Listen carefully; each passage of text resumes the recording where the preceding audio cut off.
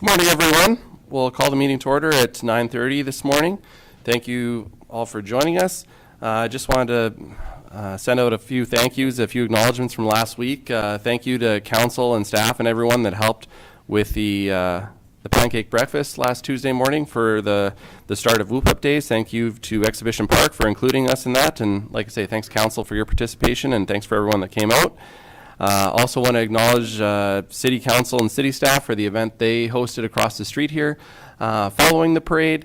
That was a very well attended event, and I think a good starting point for us to do some more work and go away and come back bigger and better next year.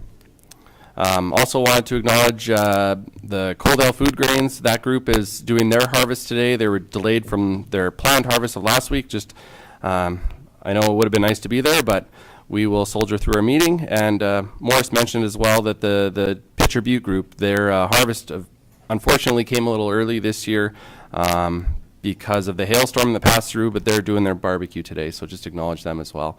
Thank you for what they do in the community and for bringing everyone together for that. We can move down now to the adoption of our agenda. Larry, I believe there's a couple items that were added to our agenda.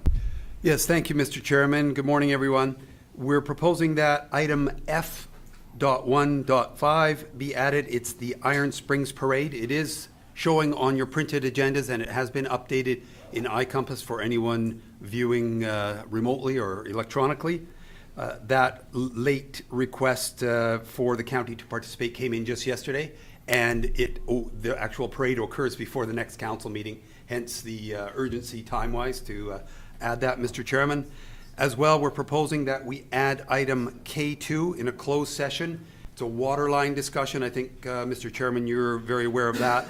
And we would propose to make that, again, a closed item in accordance with Freedom of Information Protection of Privacy Act, Section 16, disclosure harmful to business interests of a third party, as well as Section 21 of the FOIP Act, disclosure harmful to intergovernmental relations. Thank you, Larry. Any other additions, deletions, or any discussion on the agenda? Seeing none. Claus? I'll move the agenda as amended. Claus has moved to adopt the agenda as amended. Any discussion? Call the question. Those in favor? Opposed? Carried. The minutes, moving down to item C1, County Council meeting minutes of the August 4th, 2022 meeting. Are there any errors, omissions, any issues with the minutes? Mark? I'd move the adoption of the council meeting minutes of August 4th, 2022. Thank you, Mark. Mark has moved the minutes of the August 4th, 2022 County Council meeting. Any discussion? I will call the question. Those in favor? Opposed? Carried. With that, we can move down to we do have a couple of commitments today. We have our public hearing scheduled for 10 o'clock this morning, and then we also have a delegation this morning at 11 a.m. regarding the link pathway. So with those times in mind, we will get moving on the body of our agenda, and we'll move down to item D, subdivision applications. Item 1, subdivision application 2022-0-120, Gilmar Crane Service. Good morning, Hillary. Good morning, Steve. Good morning, Council. Good morning, Mr. Chairman. We have one subdivision application here today. The subdivision application is to subdivide an existing industrial lot located within the Rave Industrial Park, which is located just off of 43rd Street, east of the city of Lethbridge. Some of you may be familiar with this area. Southland Industries is located in this area, as well as Southland Trailers and Lethbridge Biogas. So this particular parcel is located at the very south corner of that particular subdivision, southwest corner of that subdivision, under Gilmar Crane Services. They are requesting to split their lot into two titles, being 2.65 acres and 2.37 acres respectively, and the use would be for future industrial uses would go on this particular area. Currently there is an existing business running on the parcel on the very east side, but there is a residence on the west side that would that has been grandfathered in since this area was zoned in the late 1960s. So with that, I will put it to Steve for the planning comments and the recommendation. Thank you, Mr. Chair. Good morning, everyone. This application is to separate and subdivide the long-established yard with the dwelling, which is on the very west perimeter of the parcel along 43rd Street, which has some associated shop buildings on there as well, from the remainder of the rear east portion, which is a 2.37 acre lot they're creating for industrial use storage by Gilmar Crane Service. The residential use on the west end has been there a long time, so it's a non-conforming use, eventually be phased out. The lot in question is currently serviced through the county, provided through the city water system, and an individual underground septic tank system is in place there for the dwelling. The east lot, which is currently primarily used for storage, may be serviced in a similar fashion in the future depending on the use, or if that changes what that parcel is being used for. The parcel itself has access, the residential portion from 43rd Street. The east portion can access to the North Rave internal road system, which is 8th Avenue North. In the future, 8th Avenue North could provide access for the west parcel as well.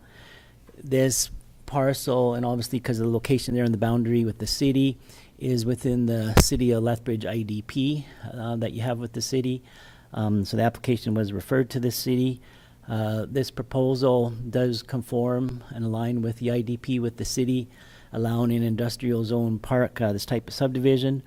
During the circulation, the city had no objections to the proposal, and but they did mention that depending on the use in the future, that 43rd Street access is just temporary, and if the use changes or if an industrial use goes there where the residence is, that they may close that off, and they would also have to access from the 8th Avenue North on the north side there.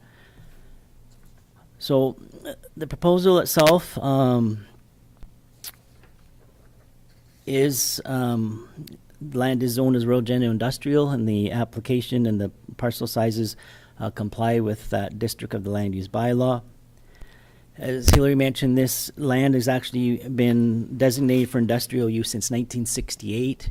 This particular area used to be known as the Victory Equipment property site. In 1982, the Rave Industrial Park Area Structure Plan was put in place. That plan actually did illustrate that this parcel could have a approximately 2.5 acre lot there on the west portion. So it is kind of alignment with that plan that was adopted back in 1982. As mentioned, this proposal is permitted under the IDP with the city, and as well, it does align with your commercial industrial land use strategy, which promotes and encourages infill or new industrial lots to be located or considered in established business parks, which this Rave Industrial Park is. So on that basis, I have recommended an approval to you. As well, because of the location there, Alberta Transportation was a mandatory referral. They have no objections with the proposal. None of the utility companies require any easements. So on that basis, I recommend approval to you with the conditions outlined on your draft resolution, including that any outstanding property taxes are paid up to date. The second would be that a development agreement be entered in with Lethbridge County in regards to servicing matters. 3, that the applicant must remove a small shed so there's no encroachment over the new shared property line. Where the property line they're proposing, there's a small movable shed at the very south end, so that just has to be relocated so the property line doesn't cut through that. And then that the final plan of survey is submitted in accordance with whatever you approve today if approval is granted. So with those conditions on there, on that basis, with compliance with the land use bylaw, I recommended approval to you. Thank you very much, Steve. Any questions from council? John? Thank you, Mr. Chair. When the subdivision gets, if the subdivision gets approved, then I'm I'm assuming from this that the residential section will continue to be grandfathered until some future date where it either gets rezoned or they choose not to have it as a residential. Yeah, that's correct. Yeah, Mr. Chair, through to Councilor Kruvitz, it is zoned as rural general industrial right now, so that residential use is non-conforming. So under the Municipal Government Act, it's allowed to remain there until, if the house, if it was up to 75% destroyed by fire or flood, at that point it can't be replaced.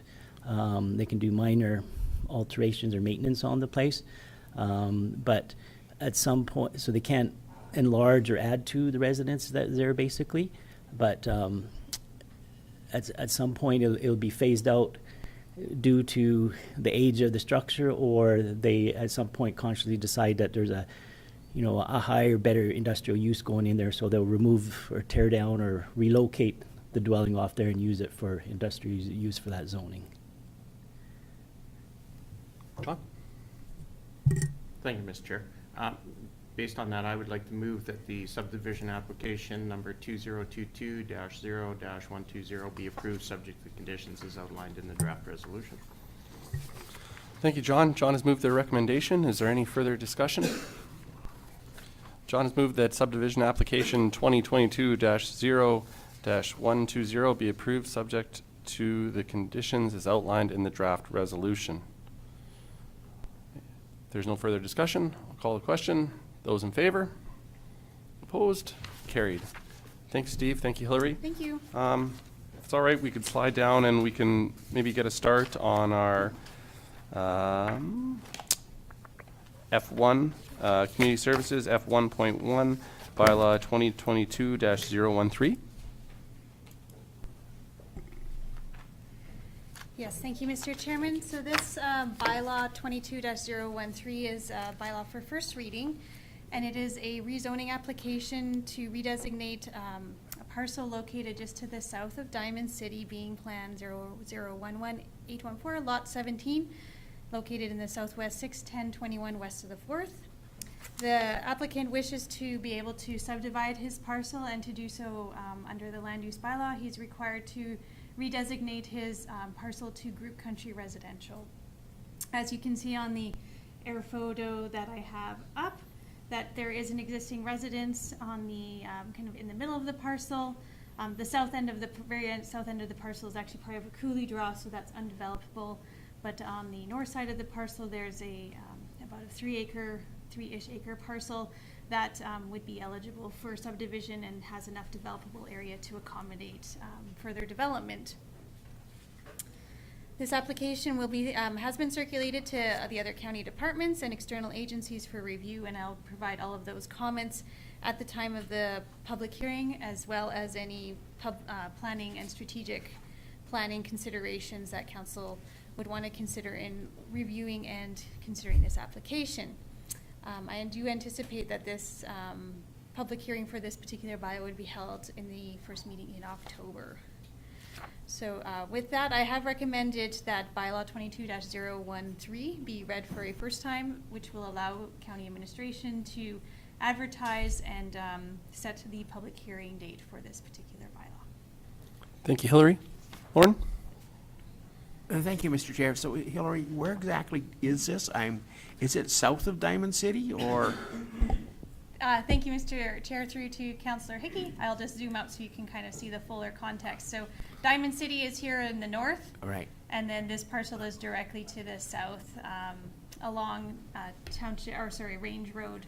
I think it's 22-0. So just directly south. And just to follow up, is that close to what used to be called the Davie subdivision, or fairly close? Pretty close, Mr. Chairman, through to Councillor Hickey. So the Davie subdivision Okay, is, right if you look on the map here, this kind of cul-de-sac area, that's what we called the Davie subdivision in Diamond City. Hearing that, I would be willing to move first reading for bylaw 22-013. Thank you, Lauren. Lauren has moved the recommendation that bylaw 22-013 be read for a first time. Any further discussion? I'll call the question. Those in favor? Opposed? Carried. We can move down, Hillary, to F1.2, bylaw 22-014. This next application for redesignation is also to redesignate a portion of land to group country residential, it being rural agriculture at this time. This is for a parcel that is known as Plan 1012-154, Block 5, Lot 1. It is a significantly larger title than what you see in this image here. Mr. McLean has consolidated much of his agricultural titles together. Let me just click on here so you can kind of see the extent, if I can find the right one. There we go. So the area outlined in that blue color is all of the titles that are currently on one, that are considered one title. The applicant is wishing to subdivide off 2 parcels in the very south end of the southeast 1020 west of the 4th for country residential use, as it is outside of the irrigation pivot area, and the lands aren't productive in terms of agricultural use. The area also has a couple of other country residential subdivisions in it, so it would be adjacent to existing residential subdivision. The applicant, because of the nature of the area, has supplied a conceptual design scheme to support his application in terms of access, services, and drainage to ensure that there would be no negative impacts to the adjacent properties. So with that, I have recommended that bylaw 22-14 be read for a first time. Once again, this would allow for administration to set the public hearing date, which I anticipate to be at the beginning of October, and to send out the required notices to the adjacent landowners. I'll turn it back to you, Mr. Chairman. Thank you, Hillary. Any questions from council? John? Thank you, Mr. Chair. I'd like to move that bylaw 22-014 be read for a first time. Thank you, John. John has moved the recommendation that bylaw 22-014 be read for a first time. Any further discussion? If not, I will call the question. Those in favor? Opposed? Carried. Thank you, Mr. Hillary. Chairman?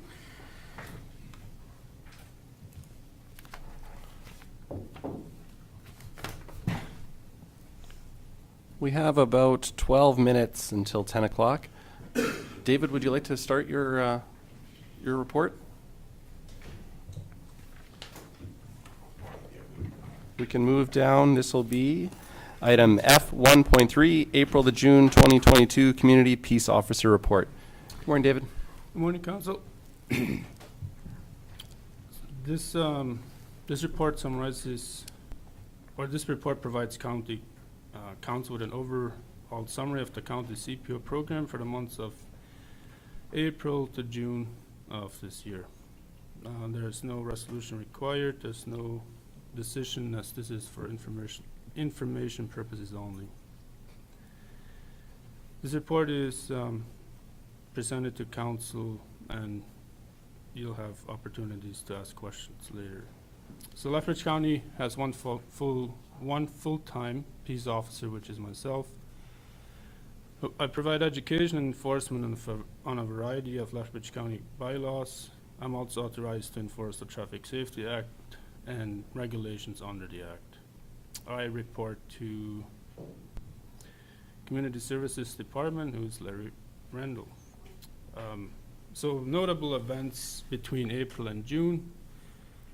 I attended I think I was up there for 3 days. It was up in Calgary, the Alberta Municipal Enforcement Association Conference, where one day they provided training on how to go about cleaning up unsightly premises, especially some of the ones that are more complex. And there's also one full-time or a one-day course on active communication training on how to read people, and especially when we get into difficult situations, or watching body language, which often tells us a lot what somebody may or may not be trying to do. And it's always a great opportunity to network with other enforcement personnel. So currently, I am actively working on an unsightly property within the county, which I have gotten in touch with Alberta Health Services and a hoarding specialist. Because like I mentioned before, some of these can be quite complex and quite lengthy. Sometimes we're taking years to gain full compliance. There were 66 case reports created during this period with compared to 56 within the same period of 2021. Traffic and dog complaints have noticeably increased, while the fire permit bylaw complaints have decreased. There are a total of, so for these case reports, and you look at the chart, the highway protection bylaw, most of those fall under the pivots hitting the road. So of those, I call up the owner and just let him know that their end gun had been hitting the road and that they should be out there adjusting them, which most of them do. And then the dog control bylaw, a lot of that falls under barking dogs or dogs at large and things of that nature. There were a total of 149 violation tickets issued and 52 written warnings. Those are just the ones that are written. Those doesn't include verbal warnings and of that nature. The violation tickets and warnings mostly fall into the category of speeding, failing to stop at stop signs, and some commercial vehicle violations. Revenue received from fines issued help offset the cost of the CPO program. There was 41,618 of fines issued for this period of time. Approximately 50% of this amount will be received by the county. And that's my report. Thank you very much, David. Any questions from council? Claus? Yeah, thank you, Mr. Chairman. With the hearing quite a bit of the watering of the roads with the end guns and the pivots and stuff like that, are these mostly repeat offenders, or are these people that it's you know, an error in the technical side of their pivots, and that things don't always go the way they should, or are these people that just ignore the rules? Oh, thanks for your question. No, most of them are not repeat offenders, so it's most that I've talked to them, and they have gone out and corrected their end guns. There is the odd ones that are repeat offenders, but there's very few of those. Any other questions from council? Larry? Thank you, Mr. Chairman. If I could just point out on that chart, I think one thing that really jumps out to me is the violations under the fire permit bylaw. You'll notice that there's a significant decrease in those activities, enforcement activities, for 2022 versus 2021. And I think we can solidly attribute that to council's new fire bylaw, as well as the automated fire permit app system that people can use and apply for a fire permit 24 hours a day, 7 days a week, and as well having a full-time fire services manager on staff in the form of Mr. Fraser here, you know, who's able to communicate with people and educate them and so on. So I think that's a great improvement there, and some good success on that level. Thank you. Thank you, Larry. Lauren? Thank you, Mr. Chairman. So David, you did talk a little bit about dog control.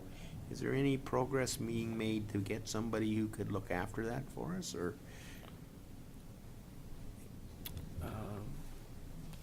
Can you talk to them maybe? Sure, I can try, if I may, Mr. Chairman, through to Councillor Hickey. Yes, currently we have someone on contract, kind of a private individual who has a dog kennel.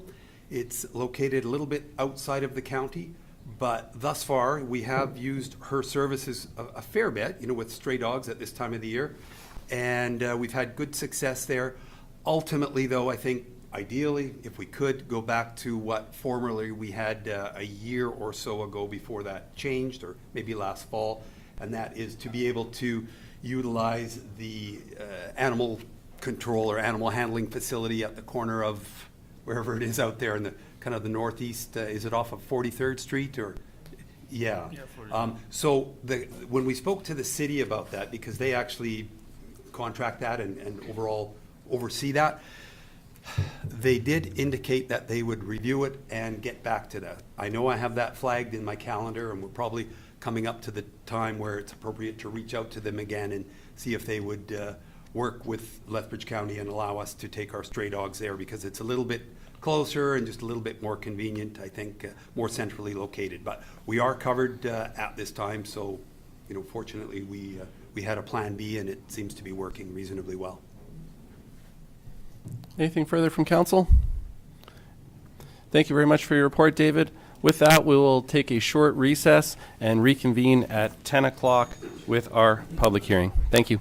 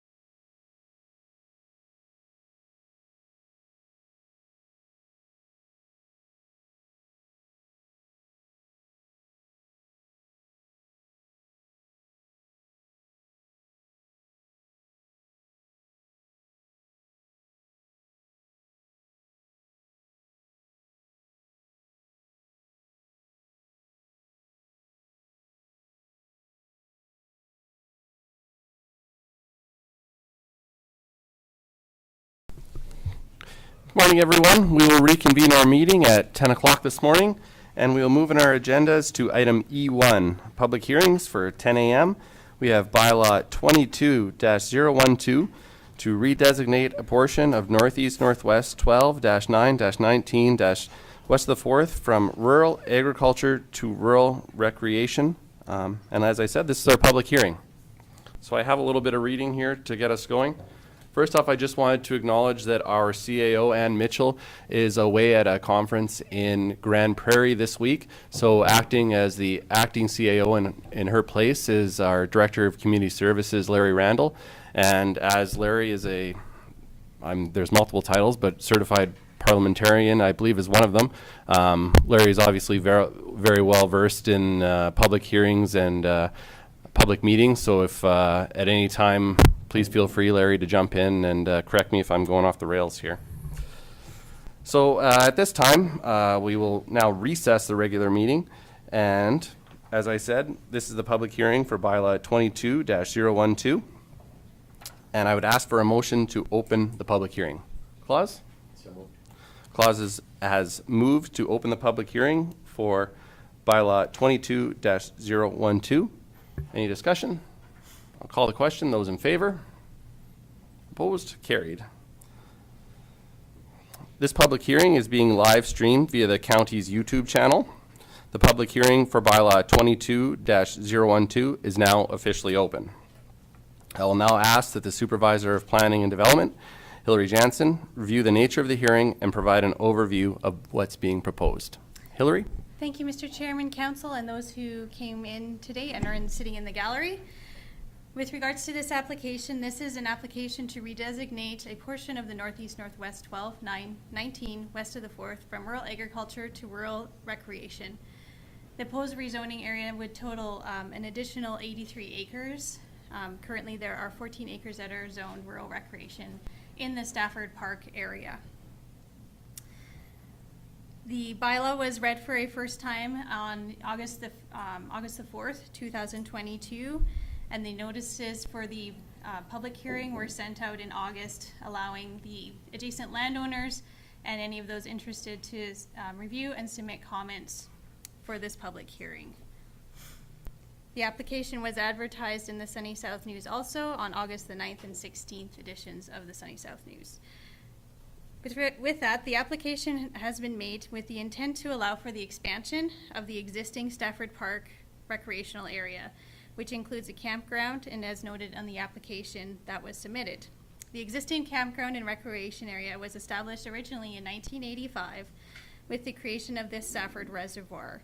The campground was closed in 2010. The original campground was closed in 2010 after the 25-year lease with the town of Coaldale and the landowner at that time expired. The campground and recreational area reopened in 2016, allowed for 90 RV sites as per the development permit issued. A concession booth and a recreational day use area was also approved as part of that development permit. The campground and recreational area has seen much expansion or success in the last 6 years, and the current landowners are looking to expand the campground as well as improve the day use areas and amenities for this site. The application was circulated to the county departments and external agencies for review and comment. There were no objections received from external agencies or internal departments with regards to the proposed bylaw. This would include the St. Mary's River Irrigation District, who owns the Stafford Reservoir. They submitted comments stating they had no concerns with regards to the proposed expansion. The Planning and Development Department has the following comments to provide for County Council's consideration. The county has limited opportunities for recreational development and tourism. The proposed redesignation would build on the existing recreational development that could benefit tourism within the county and add to the county's local economy. The proposed development may cause concerns or has caused concerns with regards to the adjacent residential development, but with consideration for buffers, improved access, traffic mitigation efforts, this could ease some of the concerns that the adjacent residents have submitted both prior to this public hearing and for the public hearing itself. The applicant did approach the residents within the Stafford Estates area, which is the residential development directly to the north of the proposed area, and received both support and objections to the proposed expansion. The comments were noted in the application that that was submitted and is included in the agenda package. With regards to the Lethbridge County Municipal Development Plan that governs land use planning within Lethbridge County, there is a policy that supports the co-location of recreational and group country residential developments. And there's also a policy that supports the development of tourism resources within the county. If the application were approved by County Council, the applicant would be required to obtain a development permit prior to any expansion of the campground or recreational area. During the development permitting process, county administration would look to addressing the road use and traffic to determine what improvements may be required, and that goes through our infrastructure manager and director of operations for review. Any landscaping, additional landscaping requirements, location of the new campsites in proximity to the residential areas, amenities that would be offered on the site, and parking requirements for the day use area if they wish to expand that. Overall, the proposal will allow for the business and recreation area to expand, and the new allow for more opportunities for within the region for that type of development within the county. As I mentioned, there is not very many at this point in time. Many of our recreational areas in the county are located on bodies of water that are man-made, which includes Stafford Reservoir. Park Lake, Kehoe Lake are also irrigation reservoirs that provides recreational opportunities within the county. So this is similar to that in nature. With that, I have provided the comments that we received from the adjacent landowners. We did receive 4 written comments, which I included in council's agenda package for you to review. Many of the concerns that were addressed in there with regards to the traffic on the township road, dust control, impacts on day users, including noise, alcohol consumption on the water, that has caused some issues for the adjacent landowners to enjoy their property. In addition to the comments that were included in the agenda package, I did receive 2 phone calls from the affected landowners regarding the proposed development.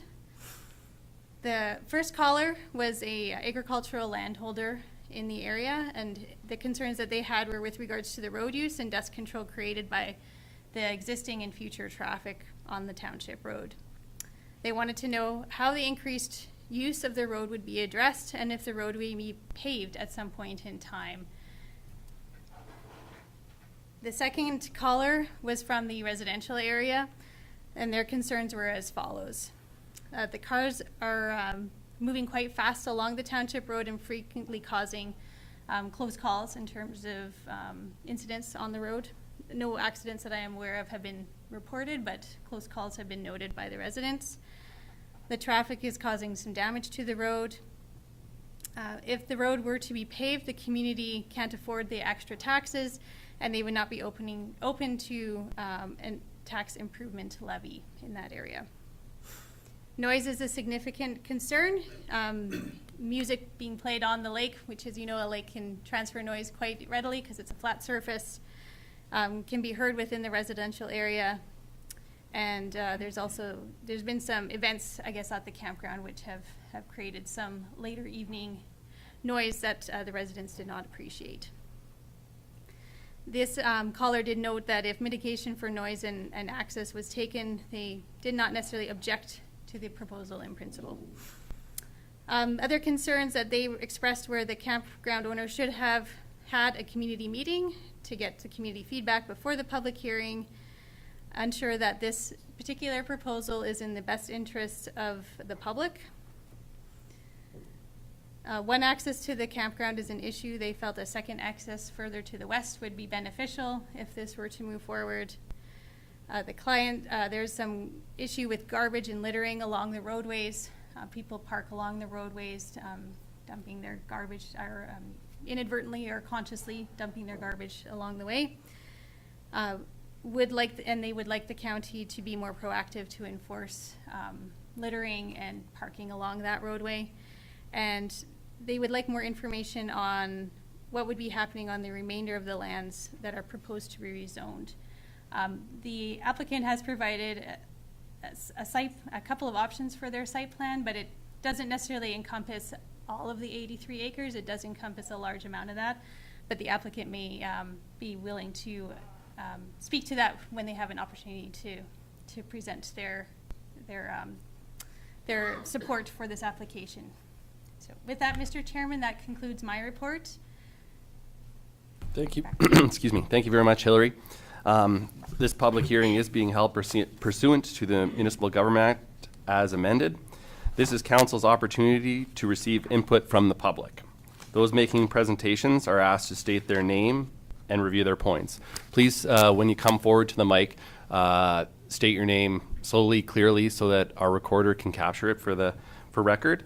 We ask that you refrain from asking questions to council. The intention of the public hearing is not to debate or defend the contents of the bylaw or the position which individual councillors may have on the bylaw. Questions asked of a councillor by a presenter may be ruled out of order. We ask that your comments be brief and to the point. As you can tell, there is a large contingent in the room today.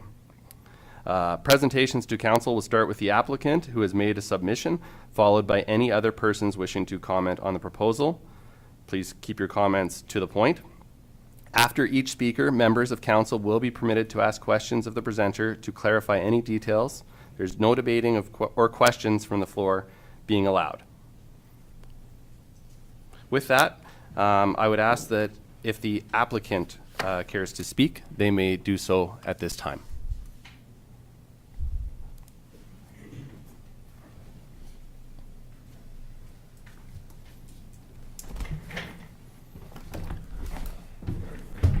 Mr. Chairman, Council, my name's Nelson Porter. This is my brother Benson. We, as Hillary said, we reopened the park in 2016, 17, and then in 2019, Benson and I took full ownership of the park and started to make some improvements. Just on our slideshow here, we've rebuilt the whole beach and rebuilt the 90 campsites, and this is what the park looked like before we got there. The whole shoreline was eroded and eroding into the lake, and it was kind of a mess. So we've taken a lot of personal time and effort and money to rebuild this campground and to make it what it is today. And we've had quite a strong response from the community all around on people love being there. We hear constantly comments from people who love the park, whether they're using day use or whether they're camping or they have a seasonal campsite. And we are definitely committed to continuing these efforts into making the park a better place, and not just throwing a whole bunch of trailers in there and a whole bunch of people, but making it an organized family campground.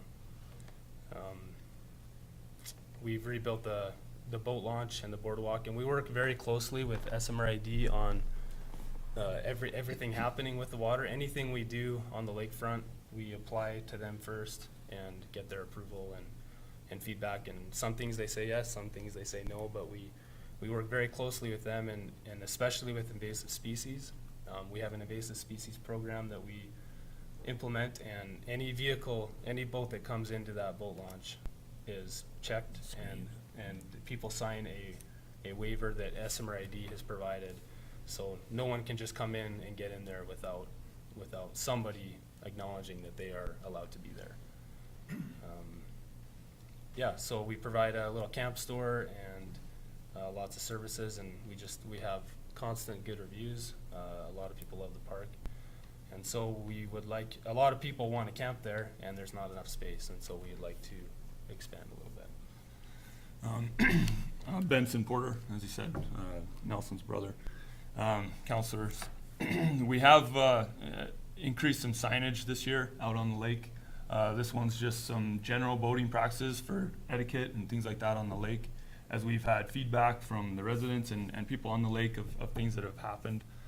So we've created these signs and put them up. This one we just got, and we need to put it up still, but it's out there.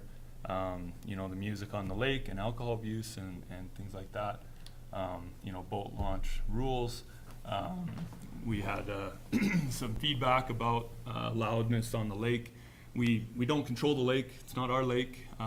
There's other accesses on the lake. Other people use the lake. So we are somewhat limited in our ability to control what goes on the lake. But we are trying our best to address some of those issues and raise awareness for it. The speed going out, we put this sign up. There is no sign leaving the park saying it's 30 kilometers an hour on that roadway until you actually get up on top of the hill and into the middle, I guess, of those residents and stuff. So we've put this sign up this year to try to remind people to take it easy when you're leaving the park. As far as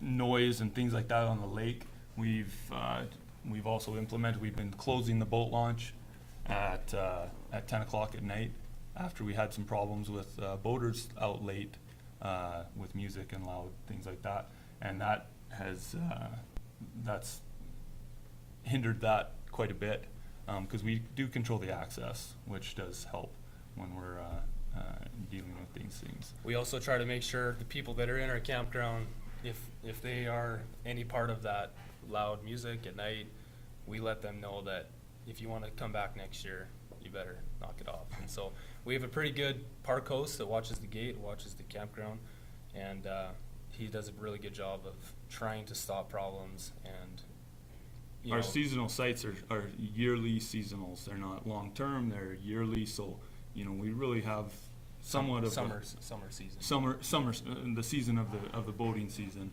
that if they don't seem to want to adhere to the rules that we have, then they don't come back. Yeah. So I'll just flip to our packet that went out. I think everyone has it. Here. Just to show. Yeah. What we're proposing, and we did a consultation with the community a few months back. We sent out a letter saying this is what we're proposing to expand the campground. It's kind of frozen here, but if it opens back up, we'll get back to the drawing of what we're proposing. We have proposed moving the entrance to the park further up 9-2. You'll notice as you come into the park, it's at the very end, it's a downhill, and they're so excited to come to the park, they're not thinking about speed, they're sometimes driving too fast. And so we thought that if we move the entrance farther up the road, as people come in, they're already slowing down sooner. That will help with decreasing speed and dust. And hopefully mitigating some of the issues with traffic and that kind of thing. We do, right now, as per our agreement, from 2016, we do pay for 1,000 meters of dust control on the road, and that definitely does help. So here's one example of what we thought at the very close to the lake. Right now, the entrance is at the north there, but we're proposing moving it back to the west to here, and we're hoping that takes off half of that road distance. That's 30 kilometers an hour, and we We'll feel slow that will people slow down sooner as they approach the park and the area. We also we're going to put our office farther into the park, so if there's a lineup of traffic, there's lots of space for people to park, so they're not lining up on the road, blocking traffic. We don't want anybody on this road waiting to get into the park, so we want to make a big parking area and have better access that way. And so yeah, we have lots of different ideas. I mean, it's a campground. We want to do amenities and little bike parks and maybe a fishing pond, a sports field. We have lots of different ideas. Lots of and feedback, and I think at this point we've done a good job of what we have built. It's been done right. We haven't had any issues, and we are a full-time construction company, Benson and I, and we build most of this ourselves, almost all of it. And so we're fully invested in making sure it's a good benefit to the county and not a problem. We definitely want this to be a family campground and not a party campground. And yeah, I think that's all we have. That's all we have. Thank you. Thank you. Thank you very much, gentlemen. Any questions, clarity from council at this time? Claus? Yeah, thank you, Mr. Chairman. You were talking about the seasonal sites. Do you have overwinter storage there at the place? And the seasonal sites that you have, are they, you were saying they're all seasonal sites that you have? Or are there also day use areas that people can come camp for a week? There are some day use sites, Okay, yes. yeah. So there's no winter storage? There's no winter storage. No. Thank you. No, they all leave. Yeah. Anything further from council? John? Thank you, Mr. Chairman. Your proposed expansion, what ratio of seasonal sites versus non-seasonal are you looking at? It's honestly, we're not totally sure yet. It kind of depends on demand and what we would like to see more seasonal, because that's less, you'll find that people, if they have a seasonal site, they actually don't come as much as overnight campers. Overnight campers, it's constantly in and out. So we prefer seasonal, but we also want to provide both. The seasonal is a little easier to maintain those park rules. You know, you have someone coming in for an evening, you know, they have to learn the rules, and then they have to abide by the rules, and, you know, yeah, that's a constant turnover. And you know. they don't care as much if they break the rules and get in trouble, because they don't have a seasonal site to make sure that they're allowed to come back, so. But we have had success with our day use camping, you know, good feedback. People want us to, you know, produce more sites to use. You know, not everyone can afford a seasonal site, and people do. Lots of people come and use the day use, and we get good feedback for it. And so it is definitely a component of our expansion, is to provide some more day use overnight camping versus seasonal. Claus? Thank you, Mr. Chairman. The new proposed park that you're making there, how many extra seasonal sites are going to be there with the new expansion? That's hard to say right now. It really depends on demand. We do have a wait list right now on our seasonal sites. That wait list is anywhere from, I don't know, probably 10 to 40 people on that wait list. As of right now, we said 110 is what we were thinking at right now, and I mean, that's a lot. Like, that takes time to build all that, and Yeah. we're just, The amenities to handle that, the people has to grow with it as well, so. Any further questions from council? Not? Thank you very much. Thank you.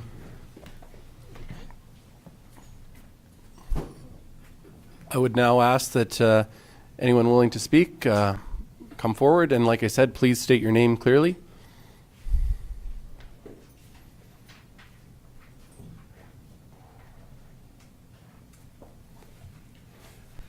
Good morning, Reef, councillors. My name's Dave Davies. I'm a resident of Stafford Lake.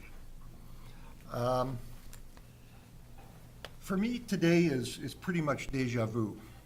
6 years ago, I sat in this very chair with exactly the same concerns that we did then. There have been some changes. There's 15% more residences in Stafford Lake as there was then. There's 18% more approved campsites than there was at the time we sat here before. I guess my main point is that there's widespread anger in the community about this, and it's not about the campground. It's about the infrastructure surrounding the community. Probably the best parallel I could provide is if you look at the relationship between Alberta and Ottawa, that's about what we feel like. We don't feel we're being listened to.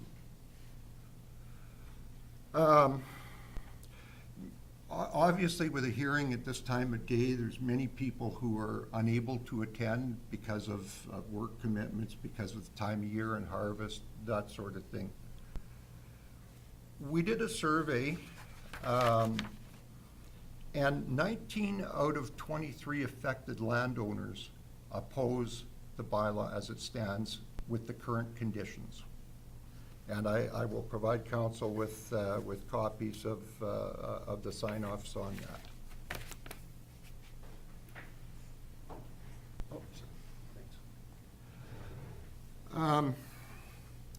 Really, probably what we would ask today, that council defer considering the second and third reading of the bylaw, and direct administration to provide a report about the condition of the area. Not only the current condition of the road, but also what it's going to take to move this forward to something that is not detrimental to the residents.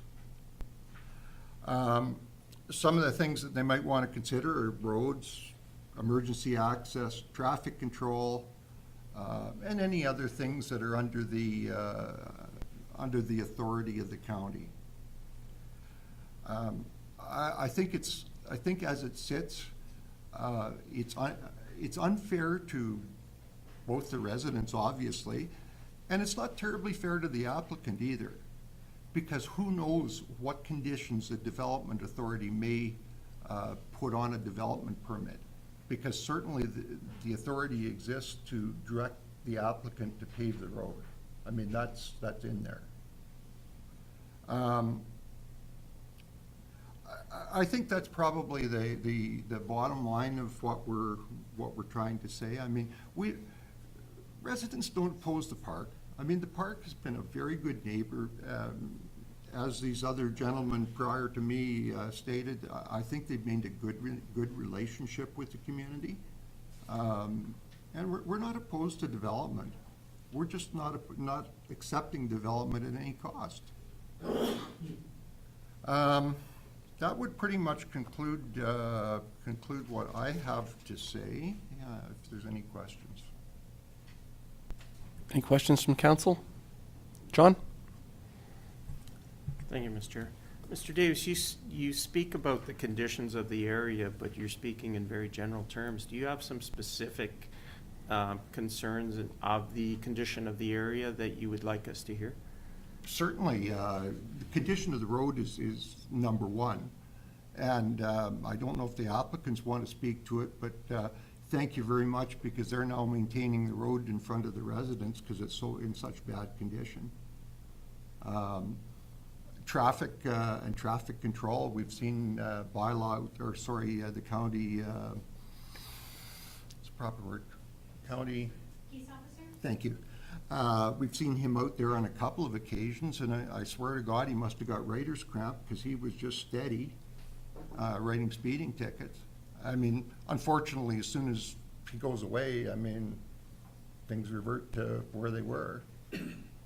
And, you know, it's not the county residents that are creating this problem. It's the residents of the city of Lethbridge, town of Coaldale, who are coming to use that as a recreational opportunity for themselves. Unfortunately, we're the recipients of it. And like I say, I don't oppose recreation. I don't oppose what the park is proposing, but it can't be on the backs of residents. Just to give you another little, for instance, tax revenue from the subdivision is $70,588.51. The parks is $1,841.26. Should somebody who's not paying much tax benefit on the backs of everybody else? I don't know. Anything further from council? Thank you very much, Mr. Davies. If anyone else would like to come forward and speak, please feel free.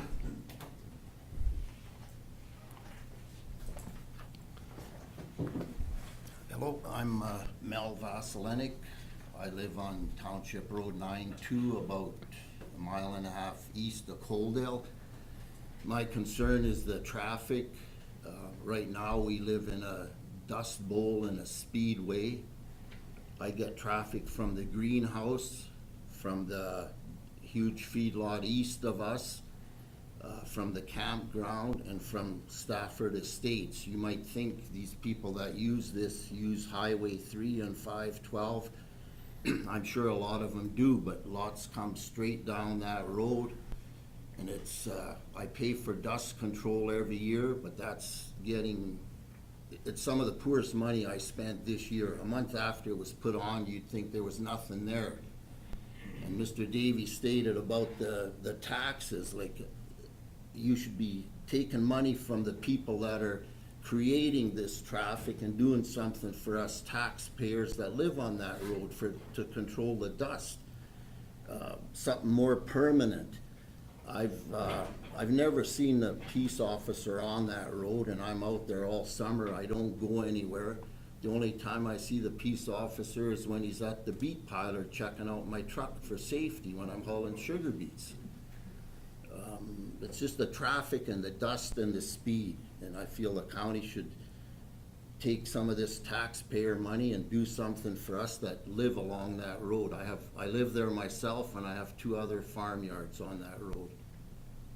And that's my biggest concern. It sounds like they are doing a good job down there, but it's the traffic that goes and comes from that place that concerns me, and the speed. Lower the speed limit on that road. You know, 80's pretty fast for a gravel road. You know, lower it and enforce the speed there, is my thoughts. Any questions from council? Thanks, Mel. I do thank the county for putting up a speed limit sign, though. I phoned in the spring, and 10 days later, the sign was up there. There wasn't one speed sign on that road from Coaldale to the lake, going or coming back. I thank them for that. Thank you. Thank you.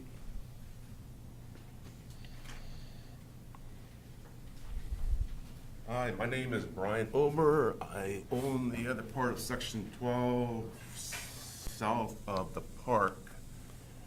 I've been there my whole life. It was just bare break country. Now we look at a dirt pile for the park. Noise control, I have cattle down there. That's where my cattle go for the summer, and they had a concert, and my cattle went for a stampede. And that land was meant for cattle to graze on for many generations. And also, when I was a kid, there's teepee circles on that land, and I don't think you can disturb those teepee circles, if I'm right. You can't see them right now, but they're covered up with the grass. That grass hasn't been grazed in about 10 years, and it's just a big fire hazard. So I'm opposed of this expanding the park. I say it should be left into agriculture. Thank you. Any questions? Any questions from council? Thanks, Brian.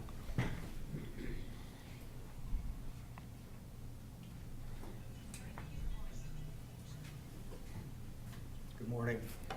My name is Keith Duncan. I own a acreage on the corner of Township 9-2 and Range Road 19-3, which is approximately 2 miles from the lake. I'm going to echo some concerns that I've already heard here, but really the concern is the dust and the speed, the increased flow of traffic along that road. And like Mel Vasilanic mentioned, you would think people would travel the paved roads. They don't. They fly down that gravel road, and it's a matter of time before we have a major incident at one of the intersections there. I too have not seen a bylaw officer out there for weeks, months. So the dust control and the road speeds need to be looked after. I think these guys are doing a great job on this development. I'm not against this development at all. But I think there is a cost that the county has to look at. It's like Newton's law. For every action, there has to be an opposite and equal reaction. So if you approve the rezoning, which I hope you do, you also look after the roadways. That's really all I have to say. Any questions? Or? Any questions from council? All right, thank you. Thanks, Keith. Anyone further wishing to speak? Go ahead. My name is Benny Martins. I live on the corner of 9-2 and 20-0. Same as Keith and Mel said, dust is number one. On the corner of 20-0 and 9-2, there are donuts all the time. And it's so close to town, I don't know how anybody hasn't been caught, but there should be more enforcement on that road.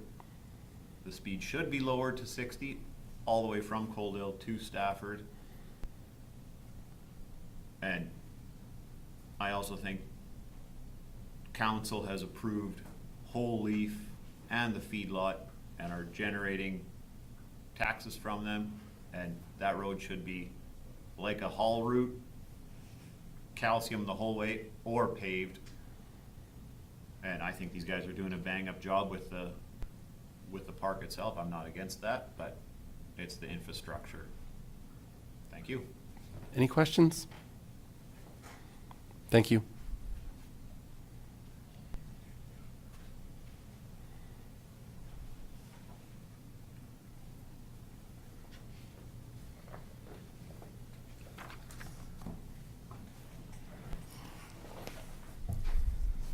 Good morning, Council. My name is Barry Leaf. I am a resident in Stafford Lake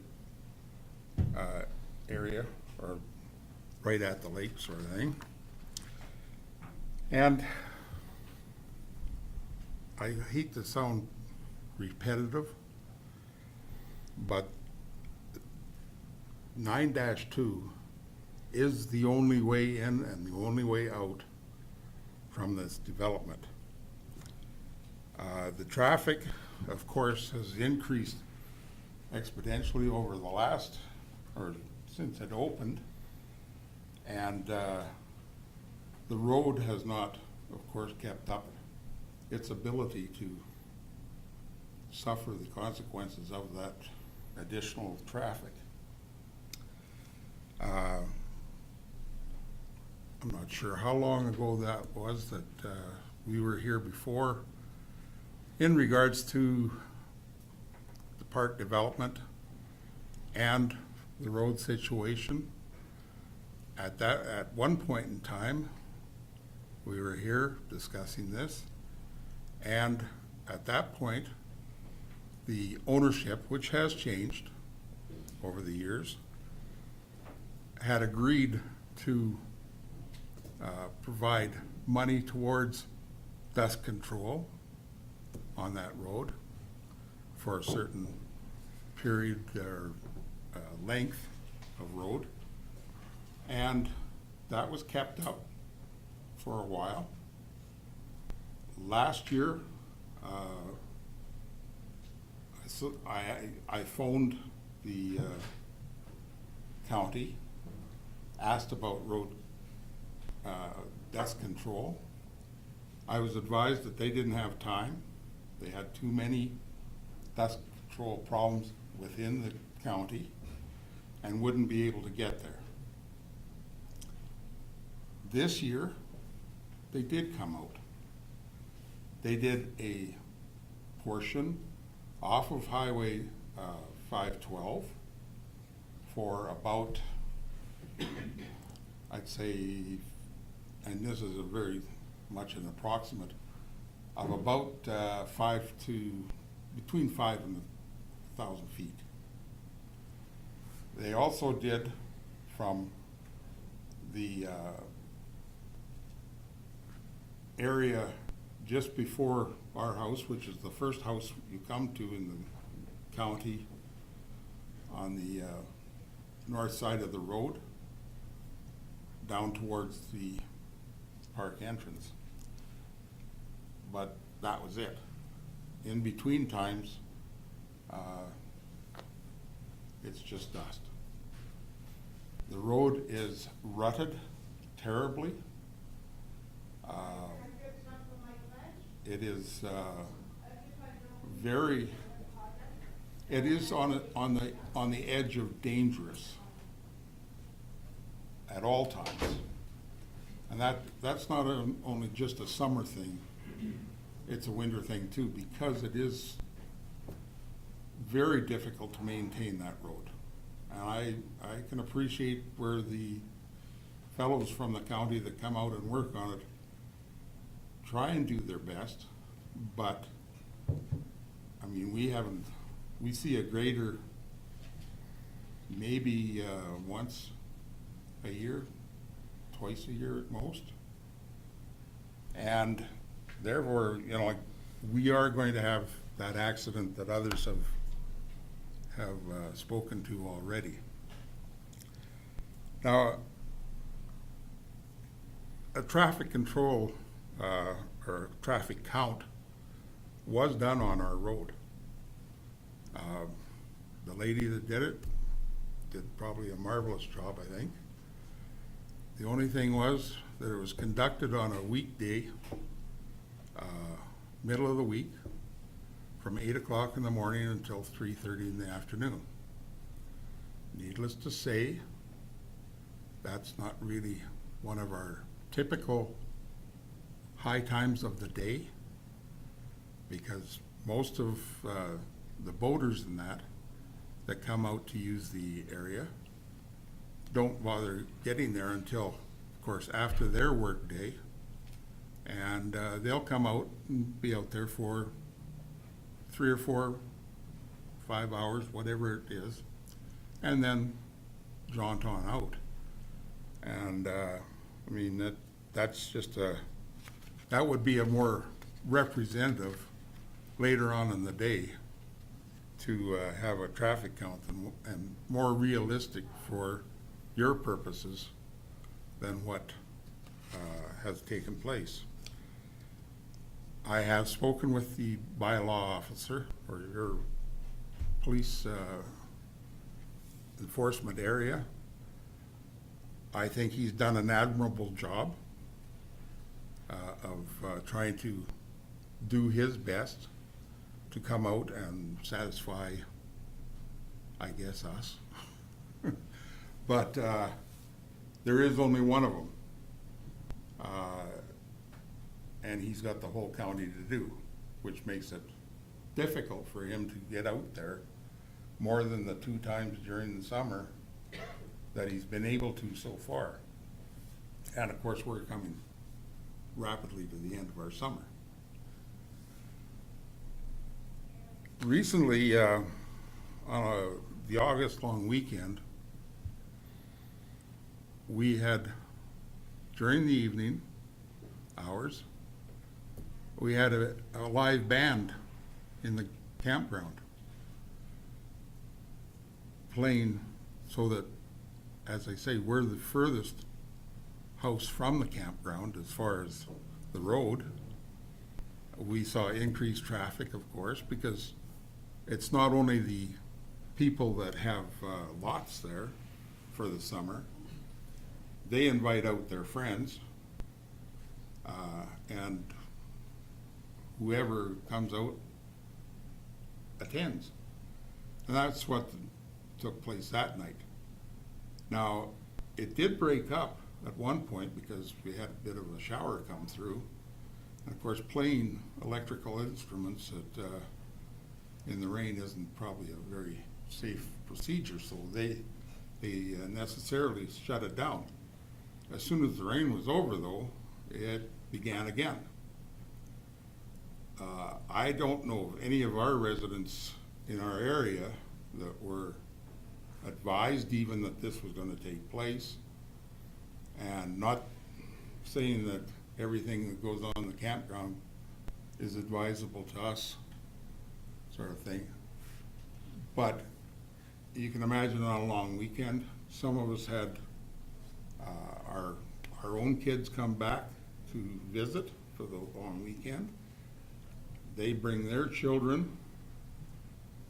I know we had a 3-year-old staying at our place that didn't get to sleep until after, well, they had been asleep, got woken up, didn't get back to sleep until after the band was finished. And, you know, it was just a large disturbance.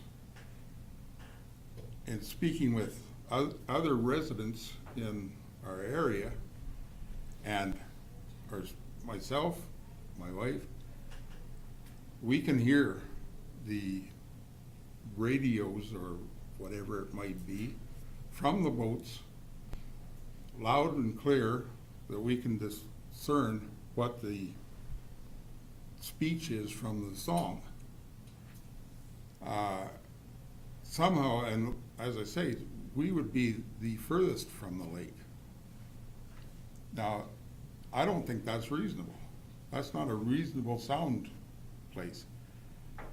And I know that the campground is not responsible for what's going on the lake, but it is their patrons, paying patrons, that are causing a lot of the disturbances within their area.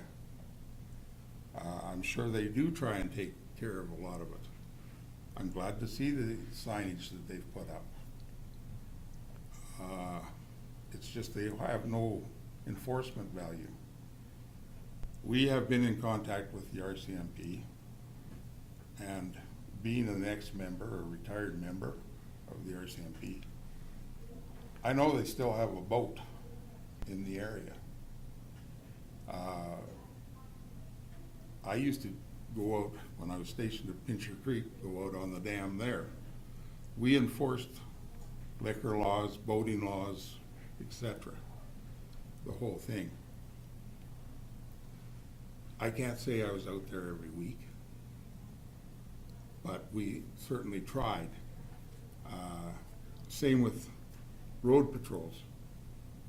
I think I've seen an RCMP vehicle, and this is after phoning them, or making complaints. I think I've seen maybe 2 this season, this summer season. That hurts me personally, because I think they could be doing more. We have not seen Fish and Wildlife out there, who do have boats as well and take care of that kind of enforcement. Haven't seen them at all. So those are some of our problems. I was glad to hear that there is some provisions being made by the park to make sure that boats entering the waterway are being certified or have been certified. I know Canada Parks, their rule is that the boat doesn't enter the water unless they have a certificate saying they're certified.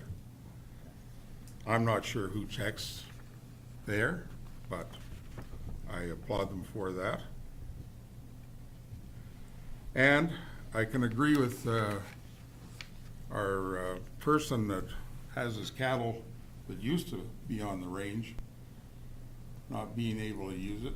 I personally think that we are starting to lose our perspective as to what should and should not be, and that if he has cattle running on that area, that there should be some provisions for him to be able to do that throughout how many ever years he wants to. He paid for that property or inherited or however he got it for that purpose, and I don't think it's should be relegated that he cannot use it because of problems from another area that came in afterwards. Any questions, gentlemen? Thank you very much. Thank you.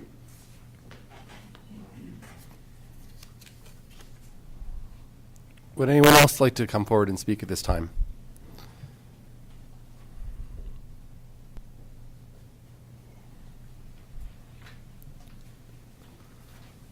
I'll try to keep this short. My name is David Croy. I farm south of this, Northwest 1919. And even now, that place is really small compared to what you want to do here. The noise, you can hear it at night. Every Friday, every Saturday night, sometimes during the week. It is extremely noisy, that place. I don't know how those other guys in Subdivision do it.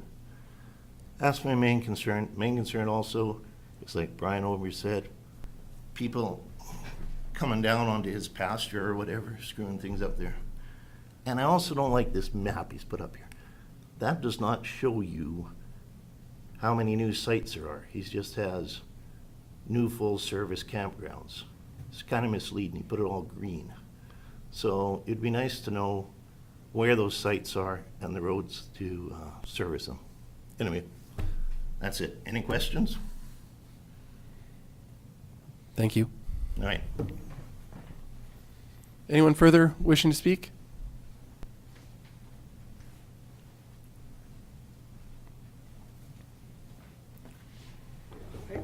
My name is Richard Wilson. I live right by the lake. I'm in the cul-de-sac. Besides the main road, we're having a problem with the cul-de-sac as well. It's like a runway. It's so bad that the gravel is piling up in almost like somebody's pulling or turning donuts. They're parking their trailers. Sometimes we have vehicles parked in the cul-de-sac. That was agreed to when they reopened it from being closed, that these things would not happen, as well as on the main road coming in. They're parking their vehicles on the access on the farmer's property for their access to their fields. The noise is absolutely horrendous. To the point that it actually overpowers sometimes my television, and the windows are closed in our home. And I can hear every lyric that's being done. We've had a lot of power outages since they've opened up. My last bill was a brand new furnace or boiler that I had to put in, $214,000. I don't believe we have the full infrastructure in place at this point in time.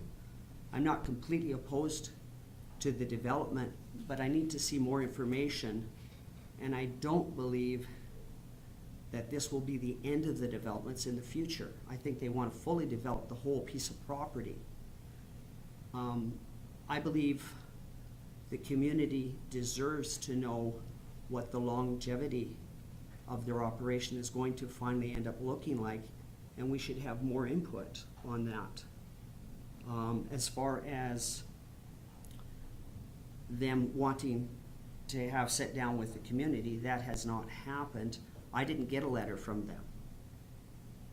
I found out in the Sunny South in the letter that was sent from the county.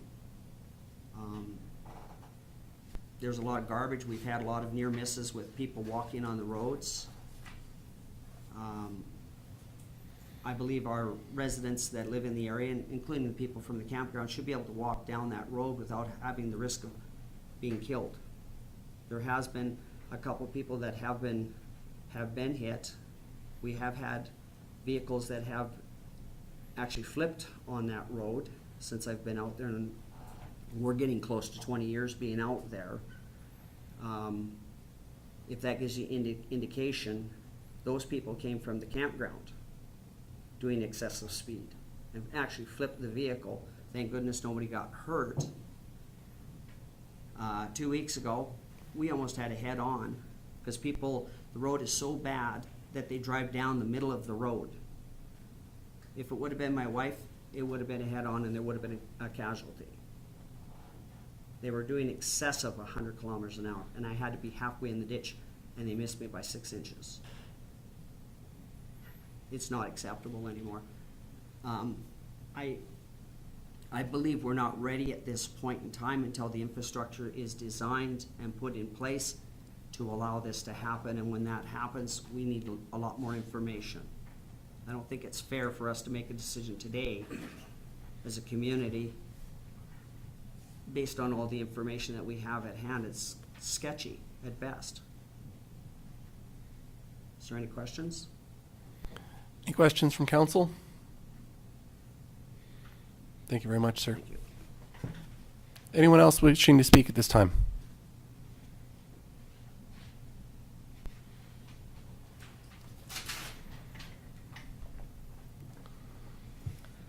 Good morning, council. My name is Cindy Nyrose, and I've lived at Stafford right on the lake for 22 years now.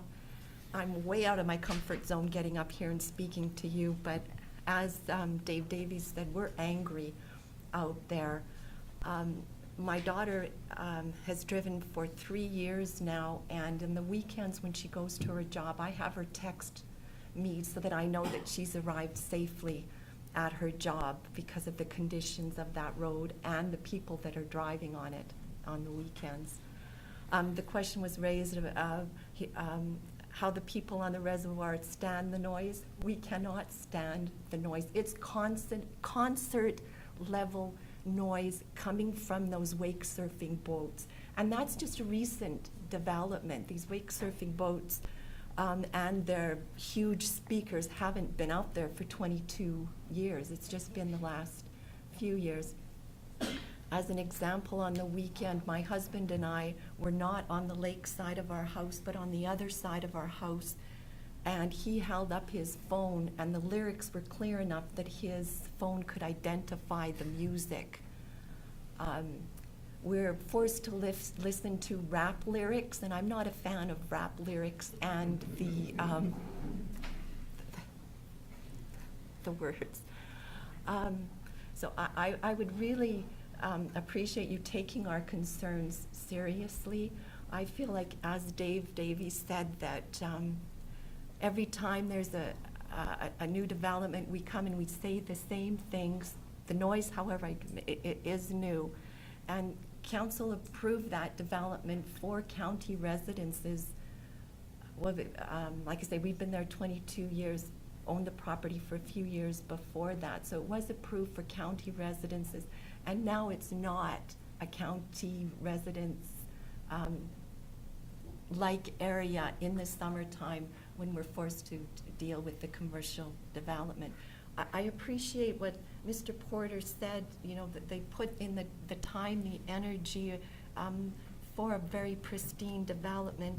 And he also said, though, he is limited in control of what goes on in the lake. And I would ask you to give sincere consideration to that.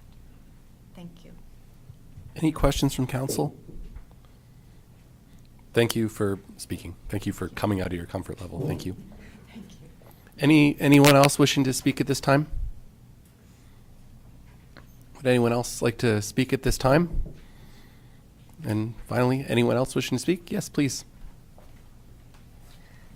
I'm Wilhelmina Habor, and I'm also a resident of Stafford Lake Estates. We've lived there 14 years now. We're not against the campground expansion per se, but the road, I'm just going to reiterate, it's in very poor condition, especially once you got the silage trucks going on there, and sometimes it's raining and then it's very slippery, muddy, and then when it's dry, it's so dusty.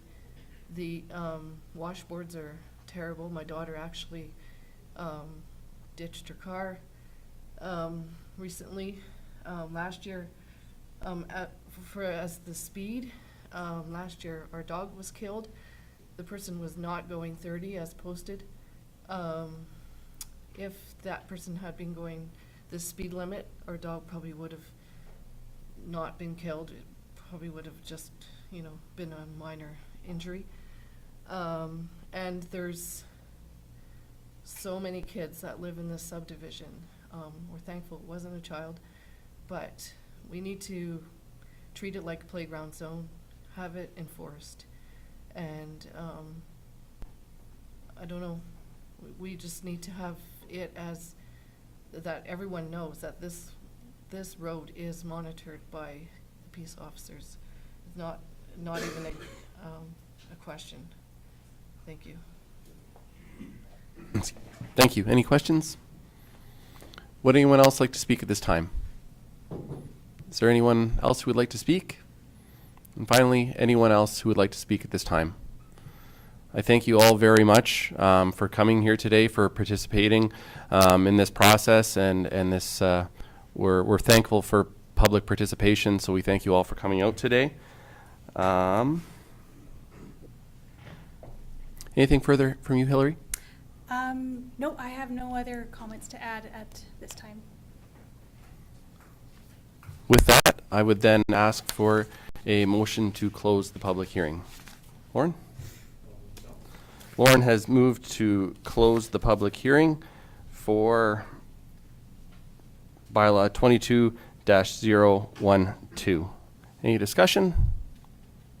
Seeing none, I'll call the question. Those in favor? Opposed?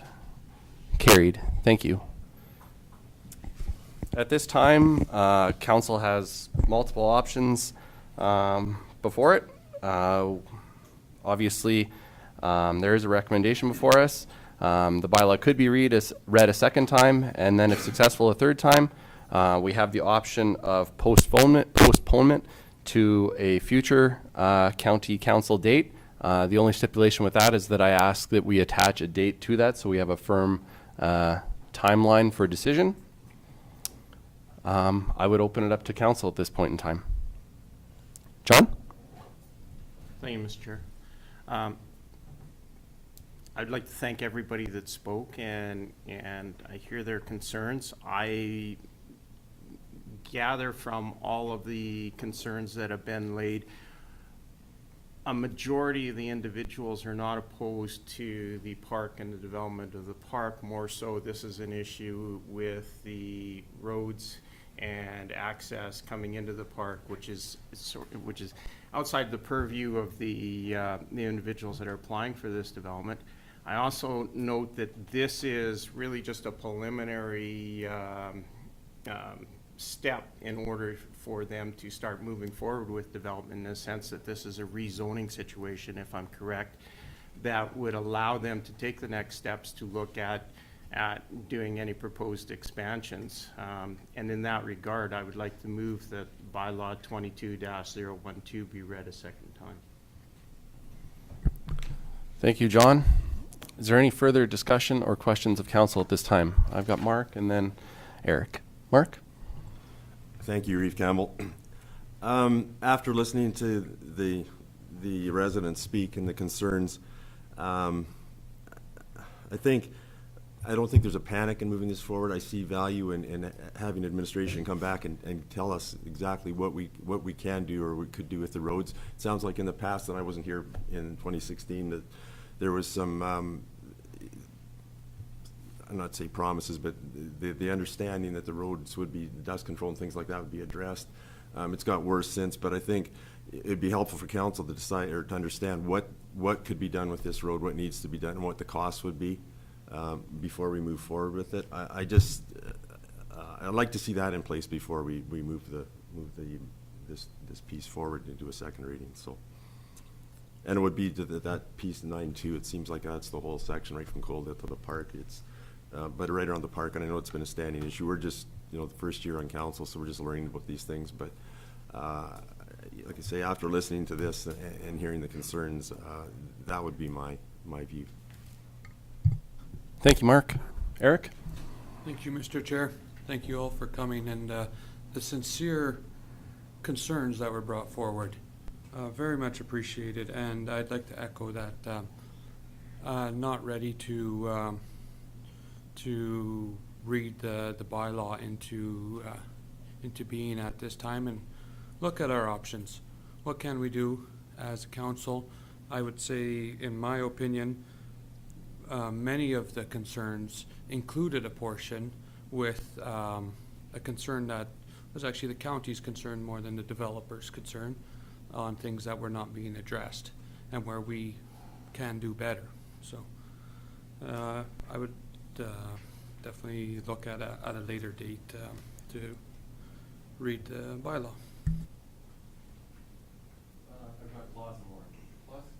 Yeah, thank you, Mr. Chairman.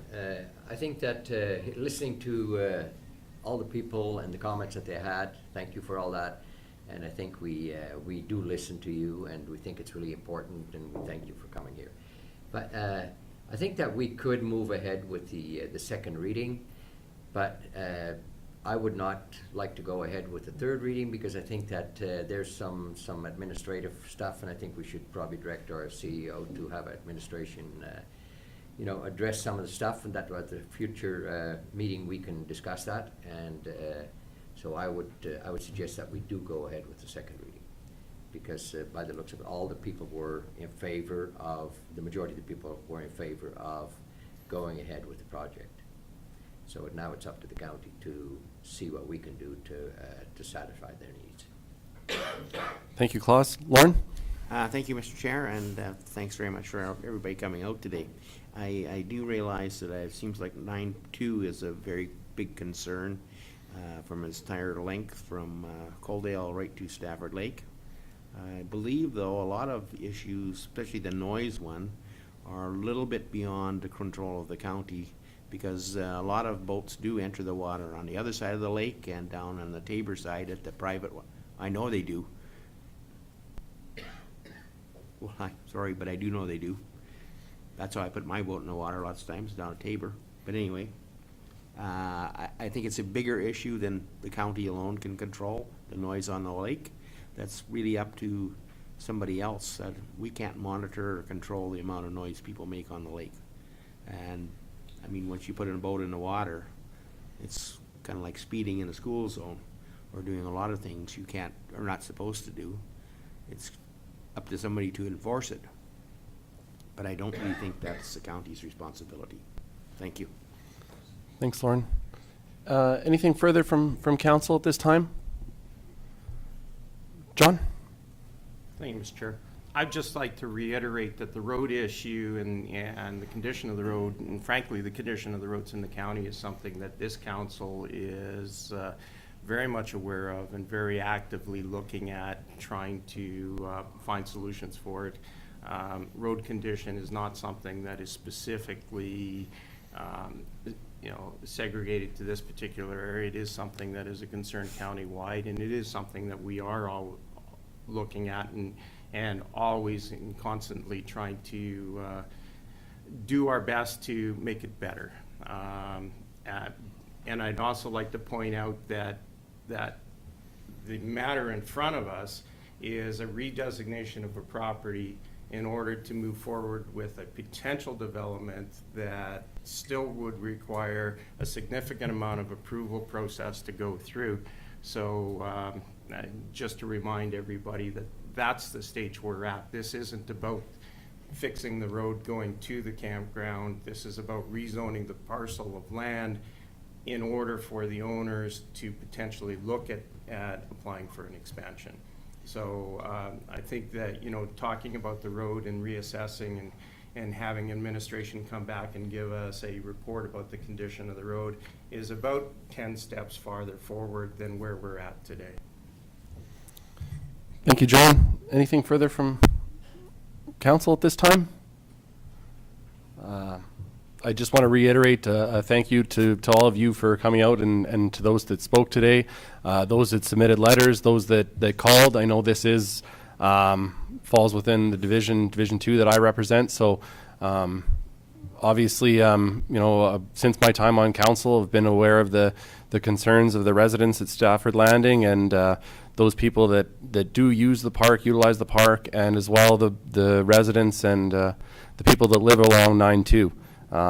I think we all acknowledge that, I think it's been stated rather clearly today that, infrastructure, dust control, speed, safety, noise are some of the big issues here. I would also acknowledge that in vast majority of the discussions that I had with residents, and I think it was echoed here today, that I think for the most part, we should acknowledge the job that's being done at the park. The proprietors, I think, are doing their level best to be good neighbors, to up the standard at the campground.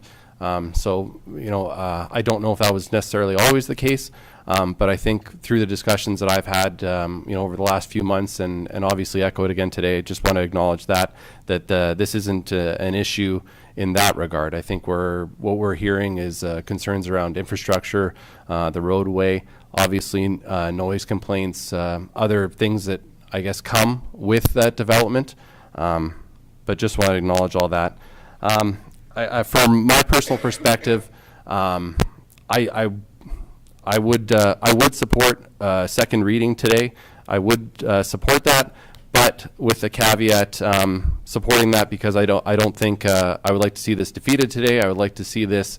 I think we have an opportunity here to do better as a county and to do better as council to try and find some solutions. So my feeling would be that we go away from this today and with direction to staff to start to get to work on this and work towards some solutions. But I wouldn't support third reading at this time, would be my personal feeling.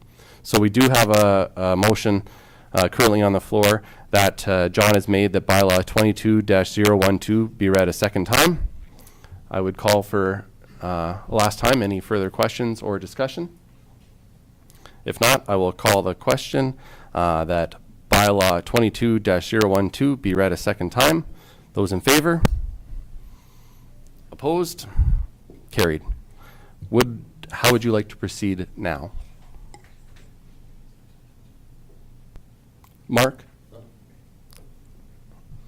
I would just propose that we delay, or we don't read the bylaw 22-012 not be read a third time.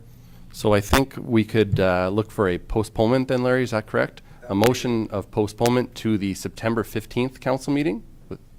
Whatever date, yes, but. Or I guess you could state that, Mark. Okay, so the motion would be that we postpone third reading of bylaw 22-012 to the September 15th, 2022 council meeting. Any further discussion? Lauren? Thank you, Mr. Chair. Just a question on that. Is that to bring back more information, or is that to have a little more time to think about it? I'm just kind of questioning that. Mark? Yeah, my thought was to bring back more information for us around what will happen with the roads. So if I was sitting in those chairs, that's where I'd be. I'd like to know. Deal with that separately then? Would it be possible then to deal with that with a separate motion if we were to make this motion and then a third motion directing staff? Sure.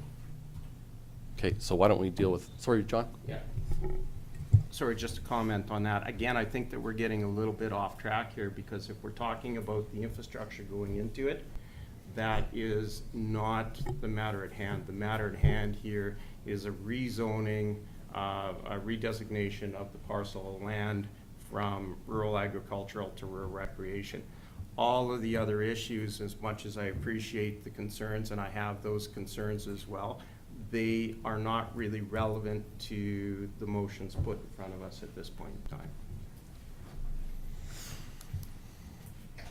Thank you, Councillor Kurbis. I don't disagree, but I would stress that if the bylaw were to be defeated at this time, I think that could be of concern to obviously the applicants. And if it is further information that council requires, I think that does give the opportunity, that postponement does give that opportunity, but I don't disagree with what you're saying. Thank you. The issue I have with the further information is if we're looking for further information about the roads and the infrastructure, it still at that point in time is not relevant to what we're dealing with here. So we're asking, if we're asking to delay this, and I really don't have any issue with delaying this to September 15th, but if we're delaying it because we want further information on what can be done with the road, it still is not on point and addresses the fact that what we're dealing with and the matter in front of us is really just a redesignation of a parcel of land. The roads leading into it is a completely separate issue. It's equally as important, but it is not related to what we're dealing with in front of us. So for us to delay it because we're asking for more information on something that is not relevant to what we're dealing with seems to me to be a bit of a red herring and just something to maybe buy time so we don't have to make a tough decision in front of the people that are here. Thank you, John. Lon? Thank you, Mr. Chair. Well, I would have to disagree with that opinion because this is the council's only opportunity to have input. If you pass all three readings, it's simply handed over to administration. And then how does council have a say in the problem of access? Thank you, Lauren. Claus? Yeah, I would like to echo what Councillor Hickey said there, because I think that we, the concerned people that have come here to voice their opinion, and if we are going to just ignore that by going to the third reading and just going ahead, because if we do the third reading, the developers can go ahead with what the, and I think that there's more things that have to be addressed before we go that route. So I'd like to support the motion that Mark brought forward. John, and just in mind that there is currently a motion on the floor as well. As I've said, I am not opposed to delaying the third reading. I'm just asking what further the information we're asking for, and is it actually relevant to the proposal put in front of us? So. Thank you, John. Maybe I could defer to Hillary or Larry at this time. Would there be any input you would like to make at this time to the discussion that's currently before us? Sure, I can start and Larry can fill in as need be. So with regards to postponing the meeting or postponing the reading to the next meeting, County Council has the opportunity at both second and third reading, and second reading having been already read, to ask any questions of county administration regarding the rezoning, like what the land use is, what the process is, what considerations there may be for that. You can ask for additional information at that time. You could ask pretty much anything you want to in order to make your decision the best decision you can make. You can ask at that time. It's really wide open for council in order for you to feel comfortable with whatever, if you approve it or defeat it, to make sure that you all are on this, that you yourselves are comfortable with that decision. So I would say that it's not necessarily offside to ask some questions that may be more detailed, but getting Jeremy and Devin's input on roads might be providing that level of information that leads you to the right path, because as Councillor Hickey pointed out, once it's approved, it comes into our hands, and obviously we would take care of it from there, but just from the council's elected official perspective, if you want some information just to support your decision, that would probably be appropriate at third reading. Thank you, Hillary. Anything further you'd like to add, Larry? No, thank you. Thank you. Eric? Thank you, Mr. Chair. Are we allowed to put conditions on any of this? Sorry, I will actually answer that, instead of just shaking my head, Mr. Chairman. Thank you. Through to Councillor Van Essen, there's no conditions on a rezoning, but it's all in terms of how administration is going to move forward with the application if it comes on our doorstep. How are we going to, so that you're aware of things that we're looking at with the development permitting process. Also, maybe you need some information on where does this road sit in terms of the level of service that it has, or where does it sit in terms of an upgrade. Those are things that you can kind of pull to ensure that you're making the right decision. No condition can be placed on it, but at the same time, it allows administration to understand where council's direction is, because it may lead to further decisions down the road, say through a budgetary process, or further investigation into, say, this particular area as a subsequent report to council. So I would say it's just setting the stage in terms of the development itself. Thank you, Hillary. Anything further from council? Mark, would you be able to restate your motion? Sure. Thank you, Mr. Reed. The motion is to defer or delay the postpone, sorry, I know politically correct. Postpone the third reading of this bylaw to the September 15th meeting. Thank you, Mark. Any further discussion?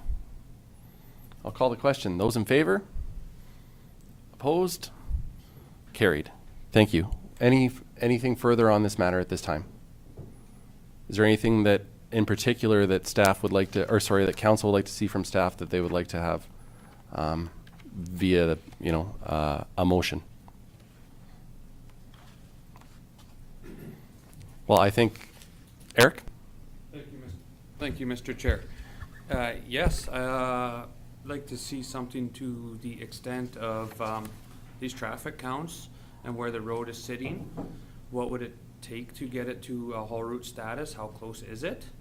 And maybe some costs associated with that for staff. I guess if we could have that discussion first, and then we can make a motion out of that. Would you be willing then to make a motion to direct administration to bring forth information regarding the current state of the infrastructure on 9-2 at the park, and the infrastructure moving forward, I guess, then? Yes, well said. Thank you. Does that kind of capture? John, sorry? Just point of order, is that, Mr. Chair, is that necessary for us to have a motion to direct staff to bring it to us, or is that just a instruction? If I may, Mr. Chairman, through to Councillor Curvis, my recommendation, this is a big, important issue for all the folks here today, as well as council and the county on a grander scale. And given the importance of it, if there is clear direction, it just kind of establishes that firmly in writing. Sometimes with informal direction, maybe not all council is supportive, but with a motion and then a vote showing that the majority at least support staff investing time and energy into doing the research that a majority of council wants, I think that would, in this case particularly, serve us well. Thank you, Larry. You're welcome. Anything further? So Eric has made that motion to direct staff to bring back that information to the September 15th, 2022 council meeting. If there's no further discussion, I will call the question. Those in favor? Opposed? Carried. Thank you very much again, everyone, for being here today. We will take a short recess, let's say till 11:30, and we'll resume our agenda at that time. Thank you.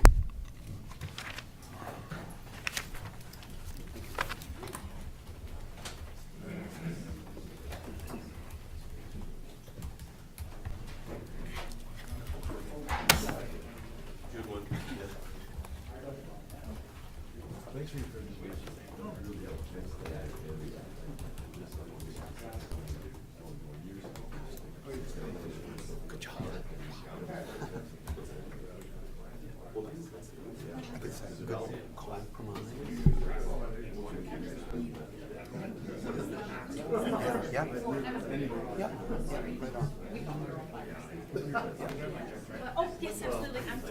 I was going to pull it out and then I got distracted.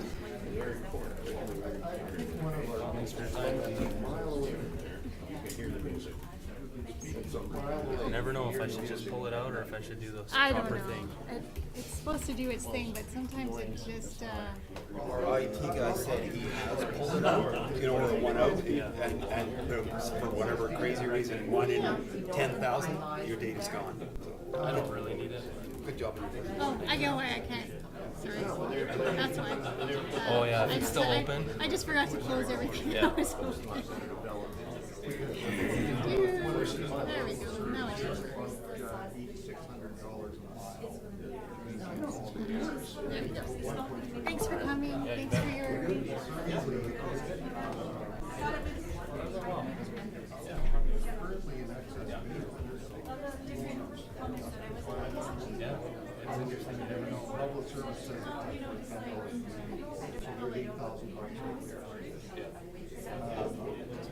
I think there's some. They don't necessarily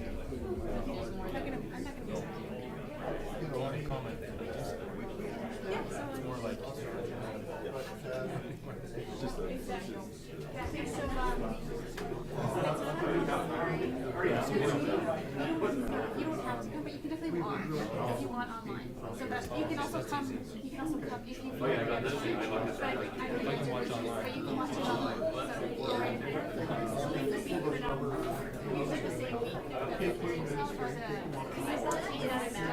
So you can't watch it live. You can't watch it live, but also get it after. Yeah, absolutely. You can watch it after. Yeah.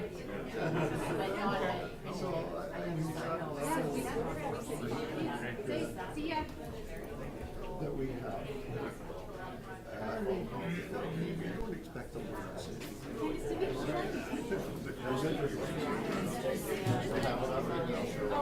No, they've been a good citizen. I don't know. Not that I have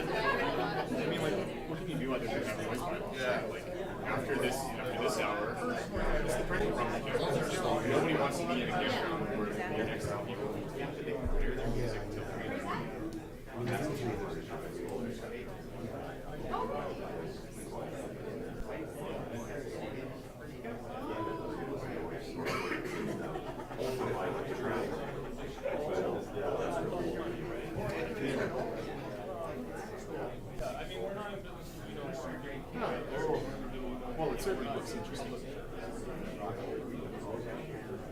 Hello. How you doing, sir? I'm doing good.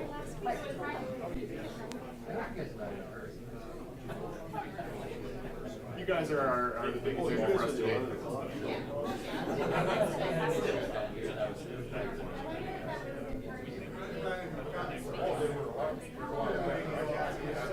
Rutgers County is the most important thing to the embassy.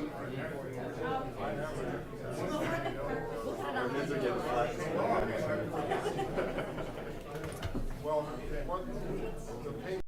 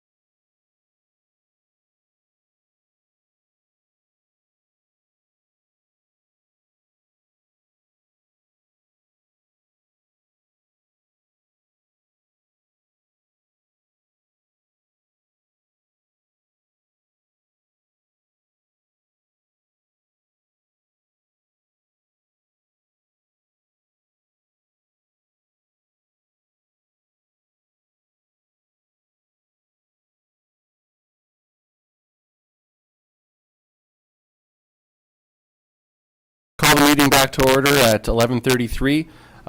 We have a couple councillors just predisposed at the moment. They'll trickle back in. Yep. But we will forge on with our agenda. We have an 11 o'clock appointment.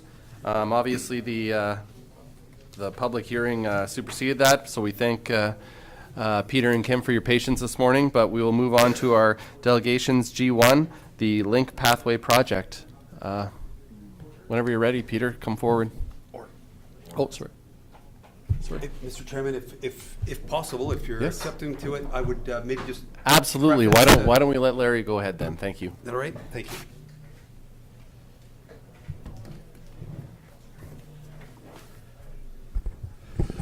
Maybe just before we get started, Larry, I should note, understand this is a big topic. There might be some expanded conversation. Don't want to curtail that, so we will take a break at lunch. We'll recess the meeting, give a hard restart time, and we can reconvene and restart the conversation at that time. Just like I said, want to give this the time it deserves. So sorry, Larry, go ahead when you're ready. That's great. Thank you very much, Mr. Chairman and Council. So you do have before you an agenda item report called Link Pathway Project Phase 1 Approval Request. And I'll just preface briefly, if I may, Mr. Chairman, that staff put quite a bit of time and energy and effort into trying to get this right. It is a complex matter with lots of moving parts that's been sort of in the works for, I don't know, 6 years or thereabouts, give or take, maybe a little bit, but, you know, an ongoing project. And with input from my colleagues on administration here, we've done our best to try to answer what we believe are the sort of more glaring and obvious questions. We don't have perfect information, obviously, on everything all the time, but as I say, we've put our best foot forward and tried to put together and just frame up where this is at today and what will be asked. So one thing to note is that the Council back in 2020 passed a resolution with a number of conditions on it that was worded such to state that if the society met those conditions, Council would be in a position to consider approving the project as a whole. As it turns out, there's been a bit of a deviation from the initial vision, I think, and the project has now been split into 2 phases.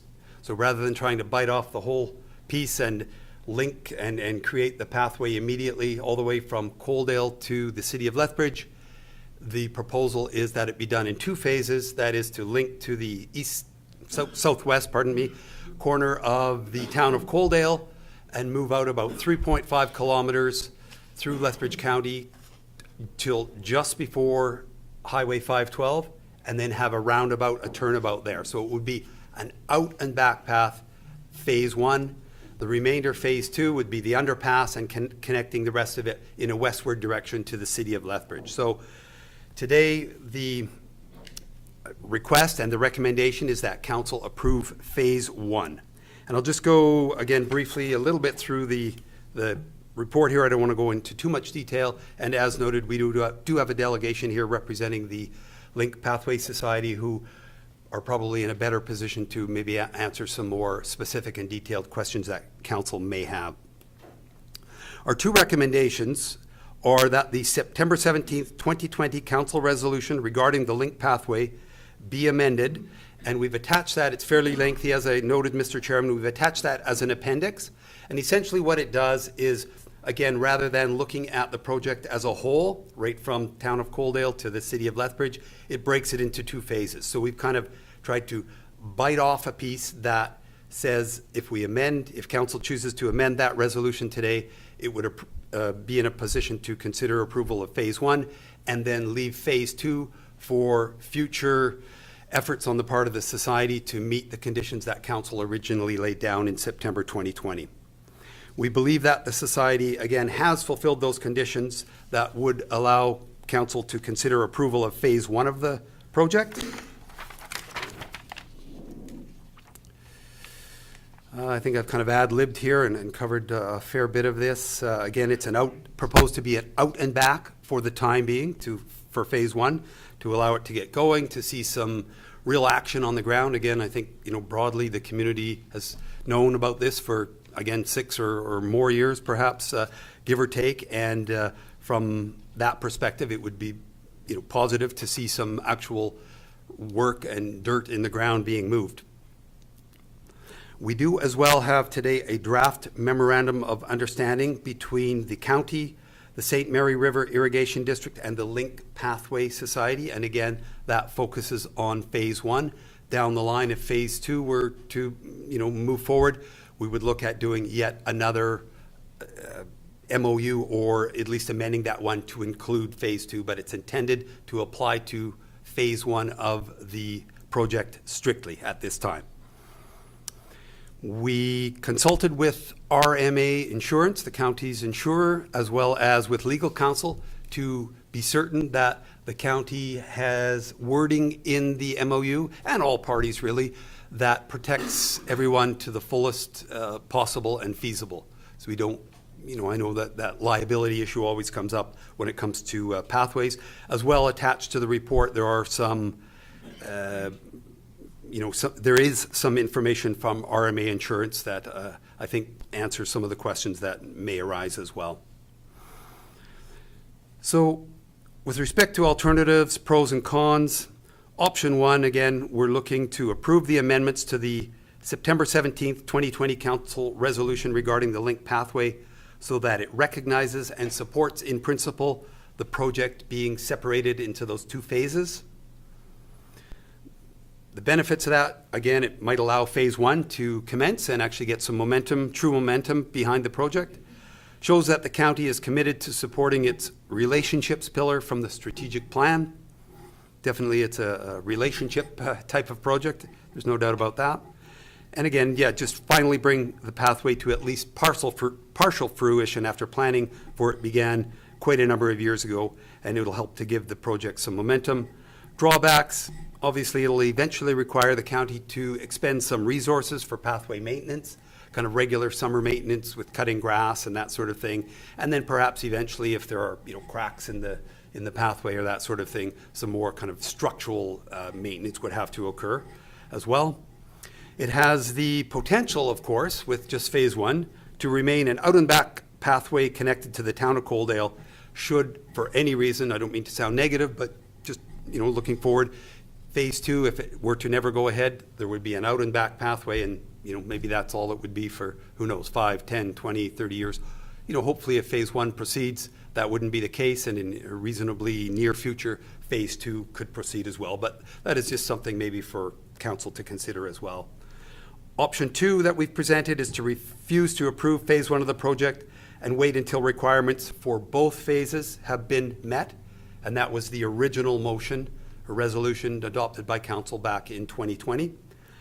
The benefits of that, it would maintain council's original conditions for approval from that September 2020 resolution. Drawbacks, it might be perceived as being uncooperative and not supportive of the project generally.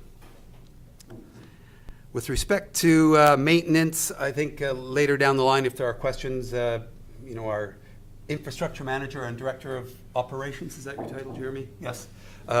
Might be able to try to address that a little bit more, keeping in mind that Lethbridge County doesn't have a history of maintaining pathways, particularly in Lethbridge County. There are a few short pathways, I think, in a couple selected spots, but certainly nothing of this magnitude. So it is a little bit difficult to predict or estimate what the maintenance be. But again, I think in broad terms, they can speak to that if council has questions with respect to that. There's a number of attachments to the report there. The proposed alignment, hopefully you've had a chance to see that and have that kind of a mental vision of that. Proposed pathway resolution, again, put that forward hopefully in an easy to understand manner, and that's attached as Appendix 1. The Corvan Ray Link Pathway route, just again showing the precise proposed route at this time. Phase 1 memorandum of understanding that I referred to, and then some documentation from Rural Municipalities of Alberta Insurance, and then a detailed report from the Core Van Ray Link Pathway Committee that is there. And certainly won't read that, but hopefully you've had time to at least peruse that and frame up what is being proposed here today. So I think without further ado and without belaboring it, Mr. Chairman, I would maybe just turn that back to you and go from there. Thank you. Thank you, Larry. Any questions for Larry at this point in time? But as Larry said, obviously we do have representatives here to speak to us, and maybe they'll touch on some of those details as well. Lauren? Thank you, Mr. Chair. Well, I do have a few questions, but I am not sure. It's kind of, after reading the MOU, it may be clarification, and I don't know whether to ask them to you or to who to ask them to. Thank you, Councillor Hickey, through the chair. I wonder if maybe Councillor Hickey could put your questions out there, and if I'm able to answer, or colleagues, or maybe other council members or our guests, just whoever maybe feels that they might have the answer, because as I promised, I don't have all the answers for sure, but do my best if that works. Go ahead, Lauren. Oh, thank you. Okay, so my first question was, upon reading it, I guess if the path was to fail and have to go into dissolution, why would the county be responsible for returning the pathway to its original state? Like especially if it's not on our right-of-way, if it's on the SMRD right-of-way, I'm not sure why the county would be responsible to do something like that, or on private property. And should I continue on? Do you want to try and do them one at a time? Maybe. Yeah. Why don't we try and if we can get a response? Yeah. Maybe. Yeah. Again, through the chair to Councillor Hickey. I'll maybe if I may, Mr. Chairman, leave it open to anyone who feels they can take a stab at that. If I recall, and again, the meetings, it's gone on so long. You have a meeting 2 years ago, maybe we discussed this in detail, and it's difficult to recall specifically. I think that idea is that if the society doesn't have resources or no longer exists, then it certainly wouldn't be on the responsibility of the SMRID to do it. It would be Lethbridge counties. That maybe starts it. I don't know if there's further discussion or conversation or points to be made. Jeremy? So the intention in the MOU basically is that the pathway, once constructed, becomes an asset essentially for the county. So it would fall into our asset management program, and in the eventuality that it needs, for the maintenance requirements comes through us. There's an asset replacement potential down the road. Pathways typically last a very long time because there's not a lot of intensive use on them. Bikes aren't the same as commercial vehicles or personal vehicles per se. The asset basically becomes ours, essentially, as part of the essentially. The SMRID does not want to own the asset. We only are allowing essentially access for the purpose of the path.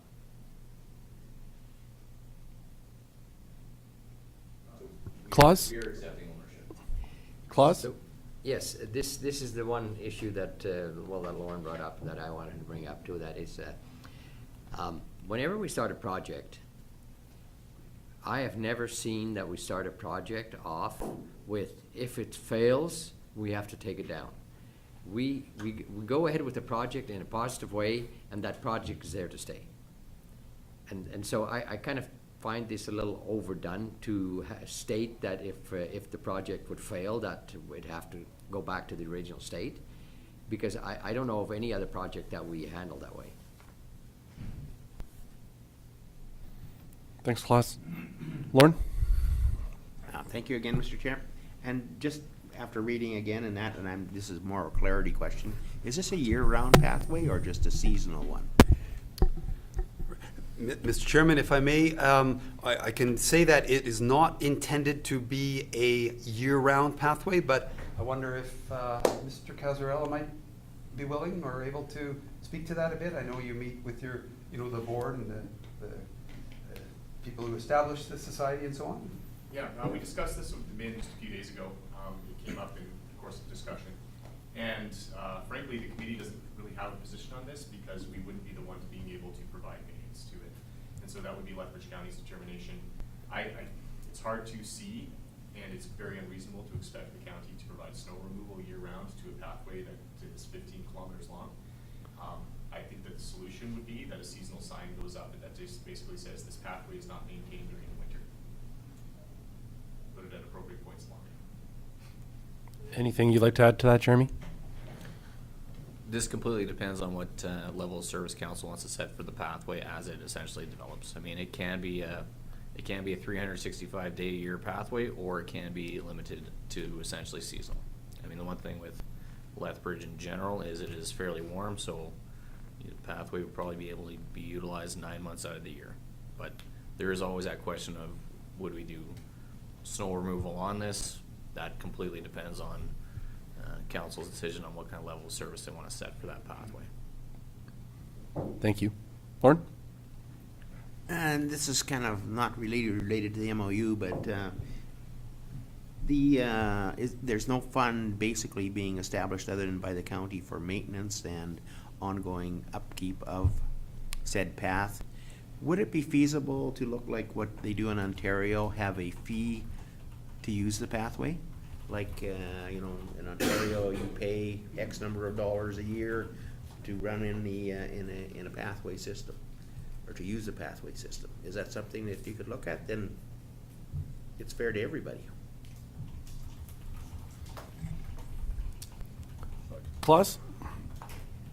I would not be in favor of that, having that, because how are you gonna control that? I mean, what kind of a cost are we gonna have in trying to control that people use it? So I think the path should be open to the public, because I think that's why we do it, and that's why we're getting contribution and everything with public, putting money into it, and the county putting money into it, and part of the maintenance. That's also taxpayers' money, so I mean, that means already that they are paying towards it already. Anything further, Lauren? Okay. Anything further from council at this point? Jeez. Besides my heart attack.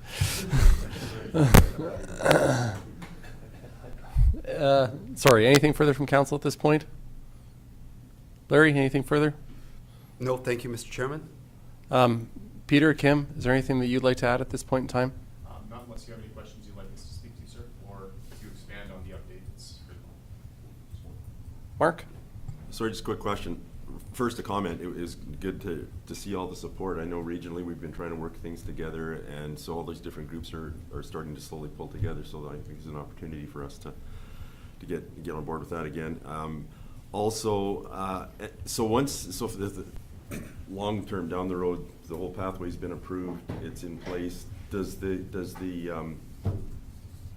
your organization, do they just fold then, their job's done, or do they still they're around, or what's that gonna look like? Yeah, I'm happy to speak to that. This is on? Yeah. We've had these discussions. Obviously, it's hard to envision what the future of the committee is beyond the completion of this asset from end to end. There isn't the sense amongst the committee members, as I've heard them speak about it, that their job is done once they've completed it. There's a lot of blue sky conversations about, it makes a lot of sense to maybe work on additional sections. Maybe there could be the expansion of the pathway out to Colehurst as a natural, logical extension.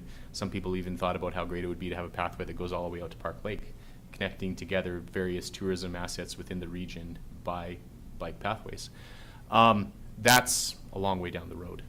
Other committees that have been formed in order to do this kind of nonprofit fundraising for a special interest have sometimes become municipally owned committees after their useful lifespan, so that the committee stays in operation. The papers are filed every year. It becomes an asset and a tool within the municipality's toolkit that can be used for various other projects that are similar or have a mandate that matches. There's a lot of different ways it could go.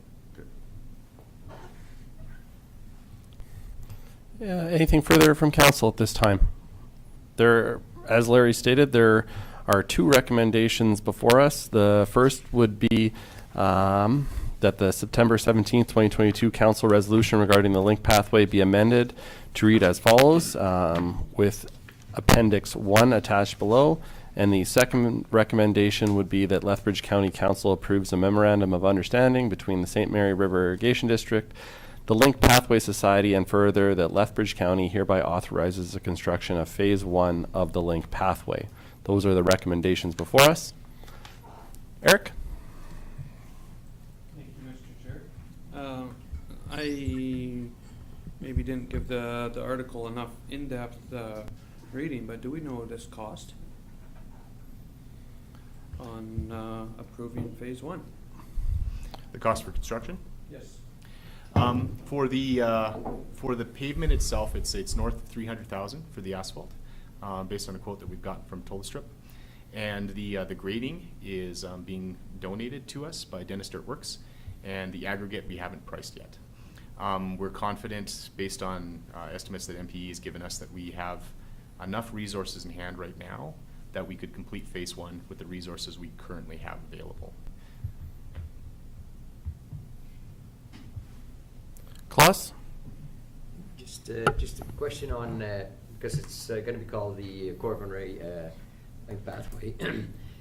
Wasn't it the way that Core especially said that he would only donate the money if the pathway was completed? Is that correct? Yes, and so there's actually a couple of reasons why it's very important for us to pursue this decision with you today to construct phase one. Number one, to satisfy our donors that adequate progress is being made towards this goal, because they want something, and we want to deliver that too. Our desires are in alignment, but we need to show definite progress towards that goal. It's no secret that we had to go back to the drawing board on portions of the route because of in the intransigency of dealing with CP, along with pushback from having the route go adjacent to too many private residences. We've now got a route that's in the final stages of its approval that really answers a lot of these issues and is much more in line with the spirit of compromise by taking the maximum use of public land for the entire route that we possibly can. And a decision favorable to pursuing phase one today would help us build the momentum that we've been accumulating over the summer. And we would be able to push forward aggressively towards construction on phase one. And having that approval in place would very significantly help our other fundraising efforts. If you go on our website, you'll see that our entire fundraising plan is out there into the public now. And we're just waiting on a couple of other pieces to fall into place to spend the money on social media advertising to basically scream about it to the world and the opportunities that exist.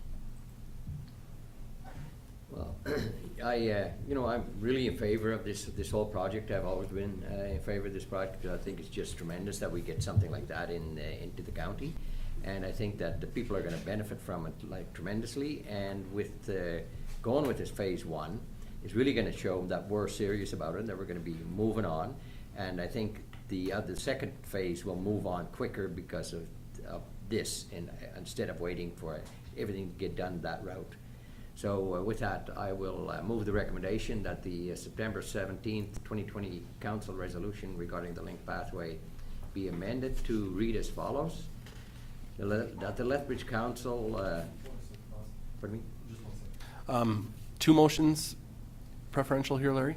Absolutely, as laid out there, Mr. Chairman. Just that first one then. Okay, then I'll quit for that one. Okay. So Claus has moved recommendation one that the September 17th, 2020 council resolution regarding the link pathway be amended to read as follows in attached appendix 1. Any further discussion from council at this time? Lauren? Just thank you, Mr. Chair. Just a question. What's the average maintenance cost a year for the county to absorb? Do you have any idea? Like I said, it completely depends on what that level of service is that council wants to set. I mean, essentially at this point, I've ballparked it in and around $10,000 or less. That's for phase one. That's for phase one. Maybe a further question on that, Jen or Jeremy. Would the maintenance portion of this project be eligible for municipal reserve dollars?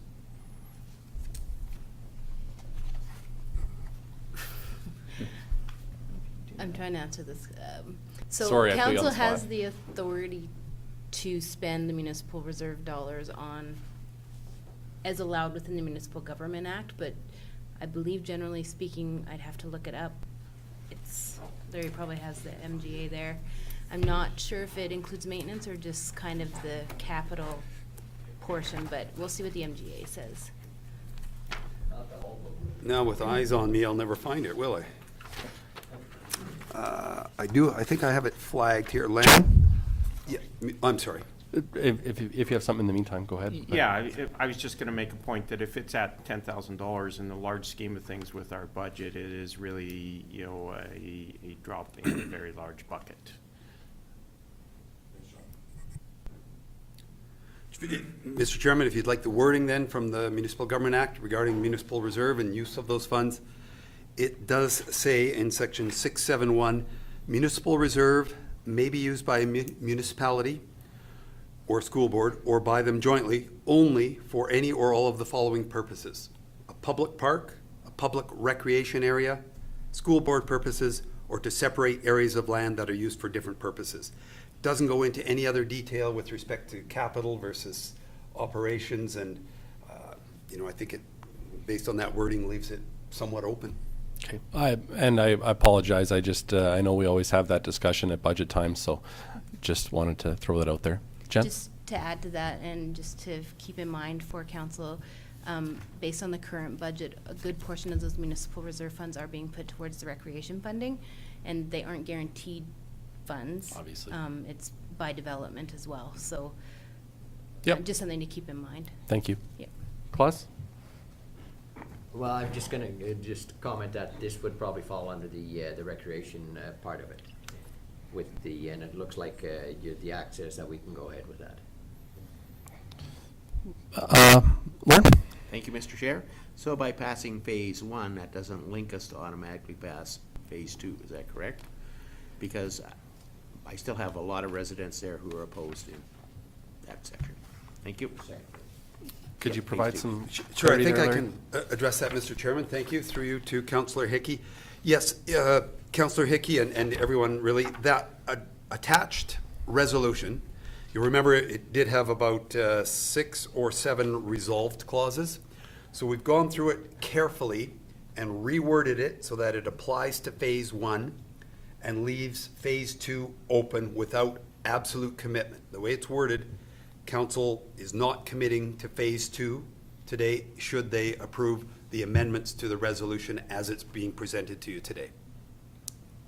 Thank you, Larry. You're welcome. So there is a motion on the floor. Clause has moved the recommendation 1 that September 17th, 2020 council resolution regarding the link pathway be amended to read as follows in attached appendix 1. Any further discussion? I will call the question. Those in favor? Opposed? Carried. Thank you. How would you like to proceed with the second? Claus? I would like to move with the recommendation number 2, that the Lethbridge County Council approves the memorandum of understanding between the St. Mary's River Irrigation District and the Link Pathway Society, and further that Lethbridge County hereby authorizes the construction of phase 1 of the Link Pathway. Thank you, Claus. Any further discussion at this time? Seeing none, Claus has moved recommendation 2 that Lethbridge County Council approves a memorandum of understanding between the St. Mary River Irrigation District, the Link Pathway Society, and further that Lethbridge County hereby authorizes the construction of phase 1 of the Link Pathway. There's no further discussion. I'll call the question. Those in favor? Opposed? Carried. Thank you, Peter. Thank you, Kim. Thank you, Larry. Thank you, staff. This has obviously been a long time in the making, and a lot of volunteer hours have gone into this project in general. There's been some substantial donations made, so I think it's exciting to see this moving forward. So thank you both for being here today. And with that, Candace, are we? Yeah, we will recess the meeting at 12:02 for lunch and short lunch. 12:30 then? Okay, thank you very much.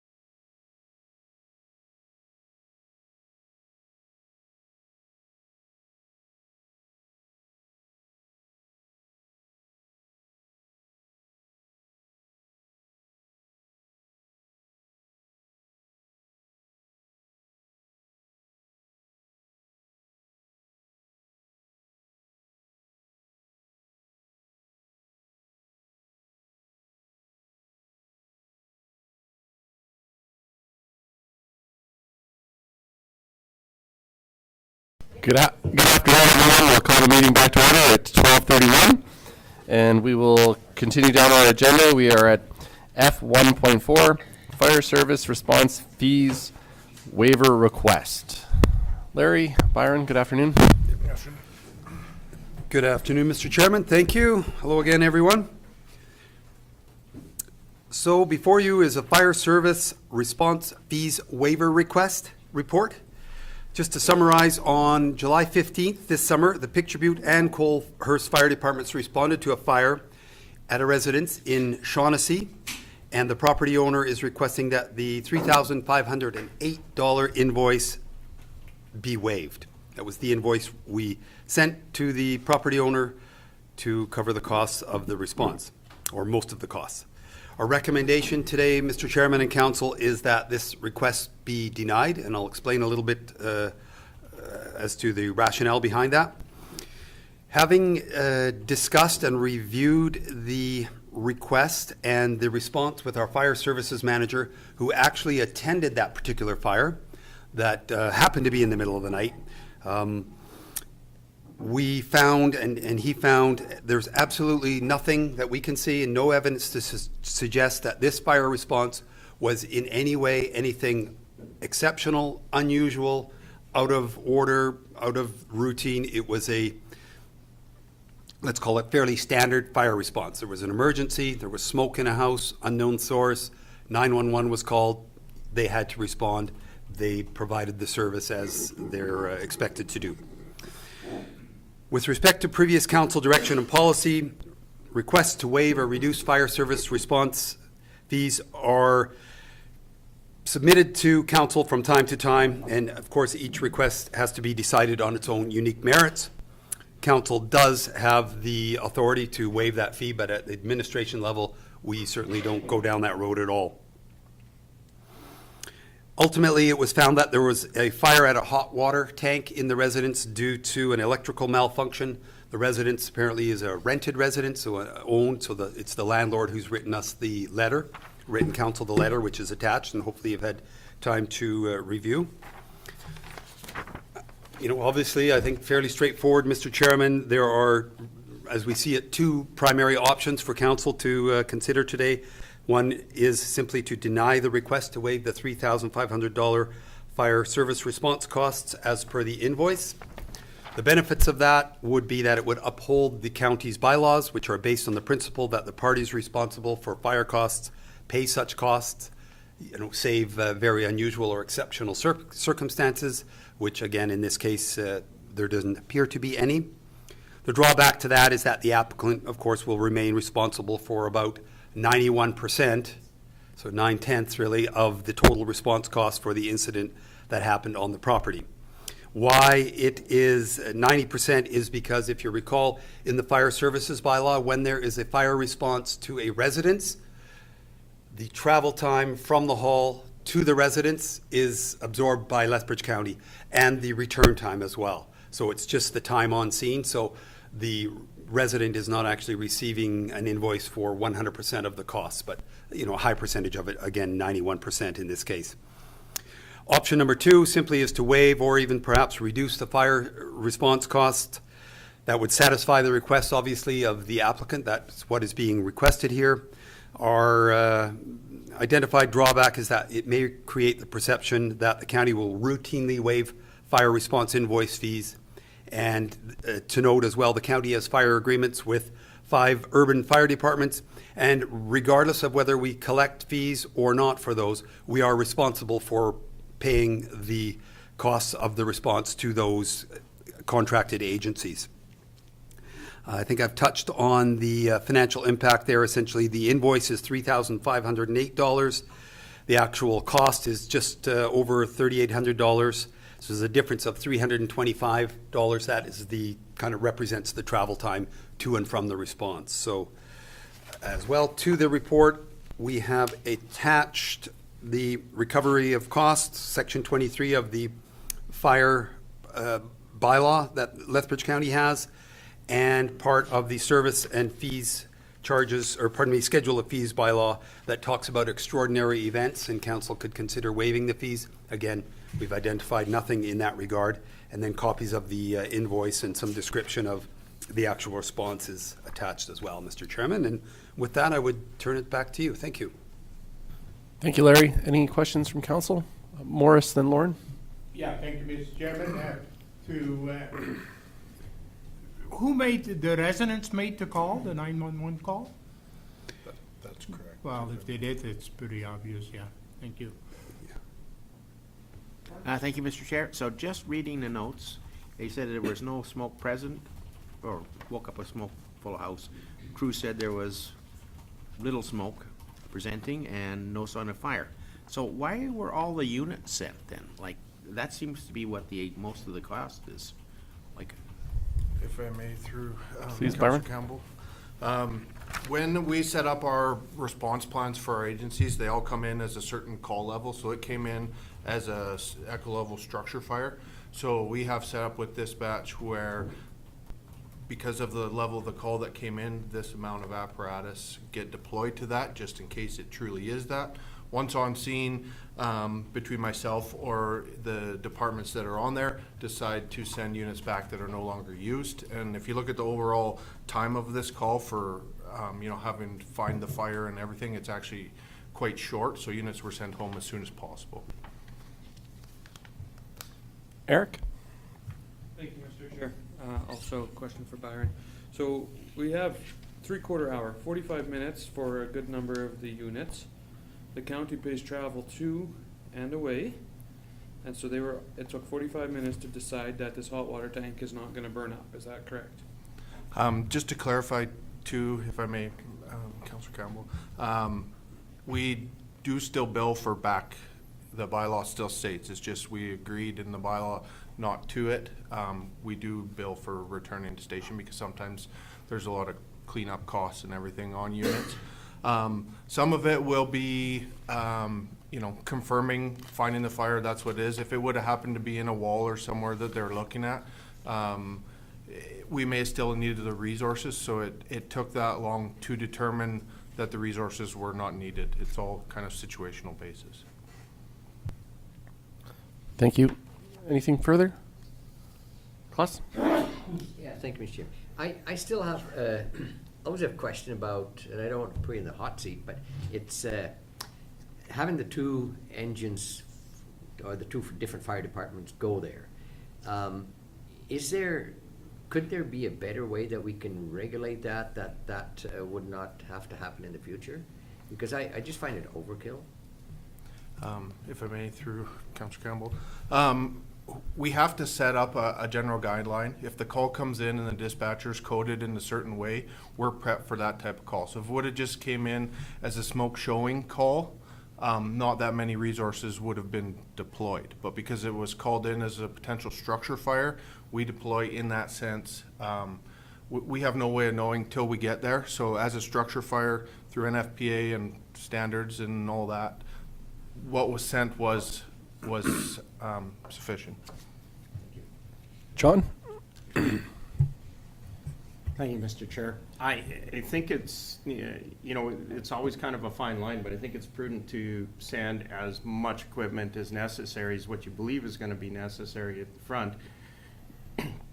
Because should you get there and find out that you're woefully understaffed, then you put firefighters' lives at risk, you put significantly more structure at risk, you put the lives of the people that may be involved in that structure at risk. So, at the end of the day, a measured and appropriate response to make sure that you have enough equipment there, in my mind and in my professional career, is the most prudent thing to do. And the unfortunate part about that is that, sometimes you get there and you realize you don't need as much, but that's what you're there for, is to send them home as quickly and efficiently as possible. That's much better than getting there and finding out that you've got 4 houses fully involved and you don't have enough staff to deal with it, and you end up with 10 gone. Thanks, John. Klaus? Thank you, Mr. Chairman. I'll move that the County Council denies the request to waive the fire services fees in the amount of $3,508 for invoice number 122-815. No, yeah. Thanks, Claus. Claus has moved the recommendation that County Council deny the request to waive the fire services fees in the amount of $3,508 for invoice 122-815. Any further discussion? Call the question. Those in favor? Opposed? Carried. Thanks, Byron. Thanks, guys. Thanks, Larry. Thank you. Moving down, F 1.5, Iron Springs Parade, September 10th, verbal report.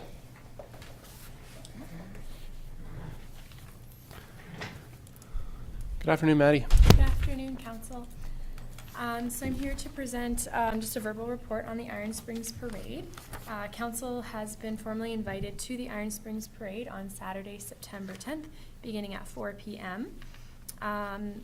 The county is planning on sending our truck and float. Council has attended this parade in past years.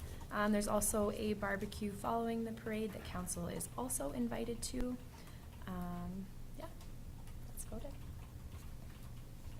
Thank you, Maddie. Any questions from council?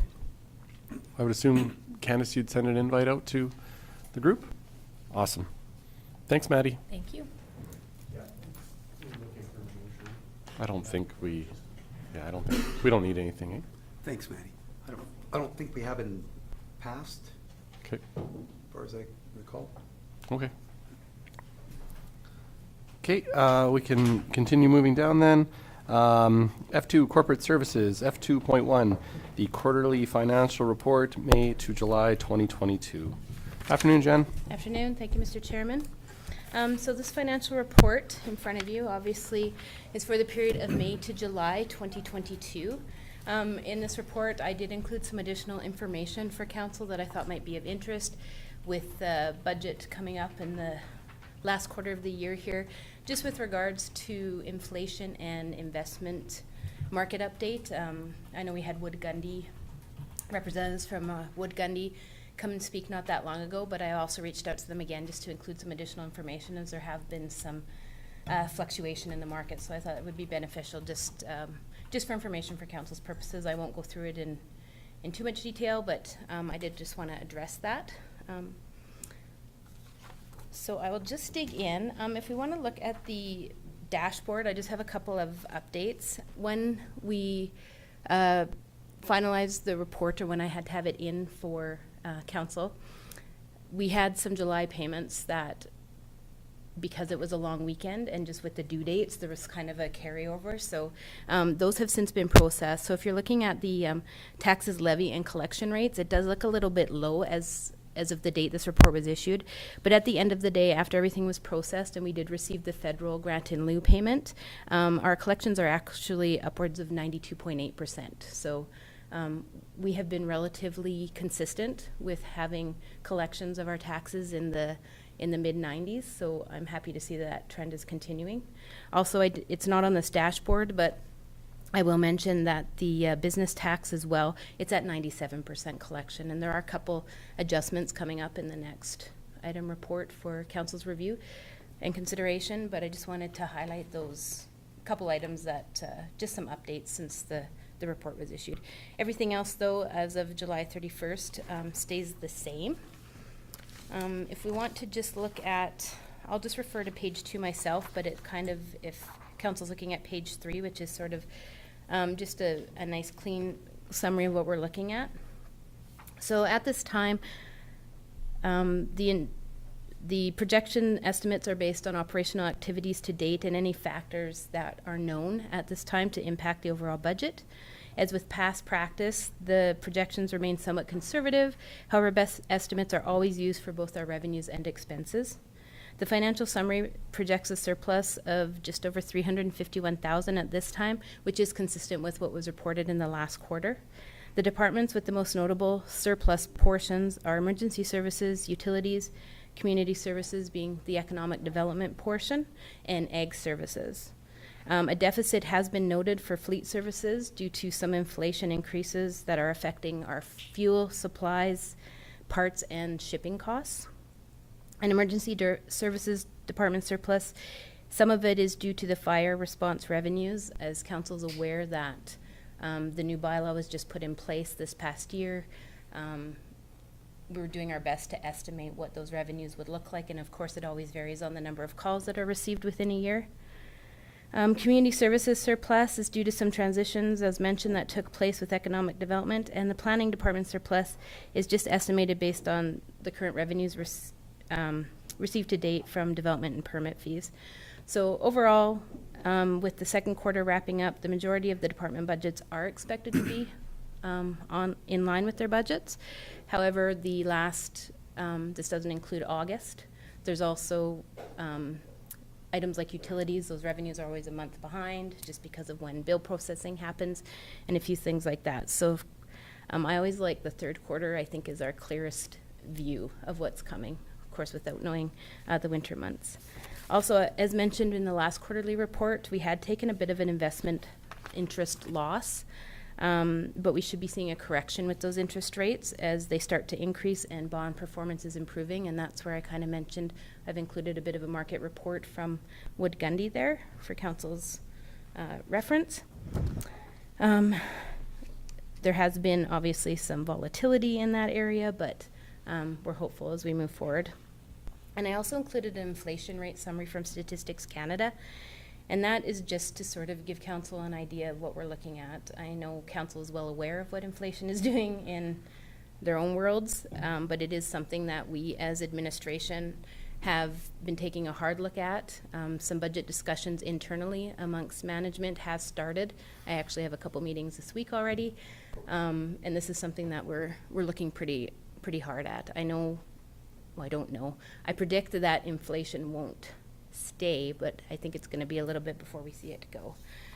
And just further to some of those surpluses I mentioned, like in egg services, I spoke with Gary, and some of that is due, although they have gotten a lot of ditch mowing done, as you can see in the detailed activity report. It was a drier year specifically for some of the parks, and that reduced some of the mowing activities that are required.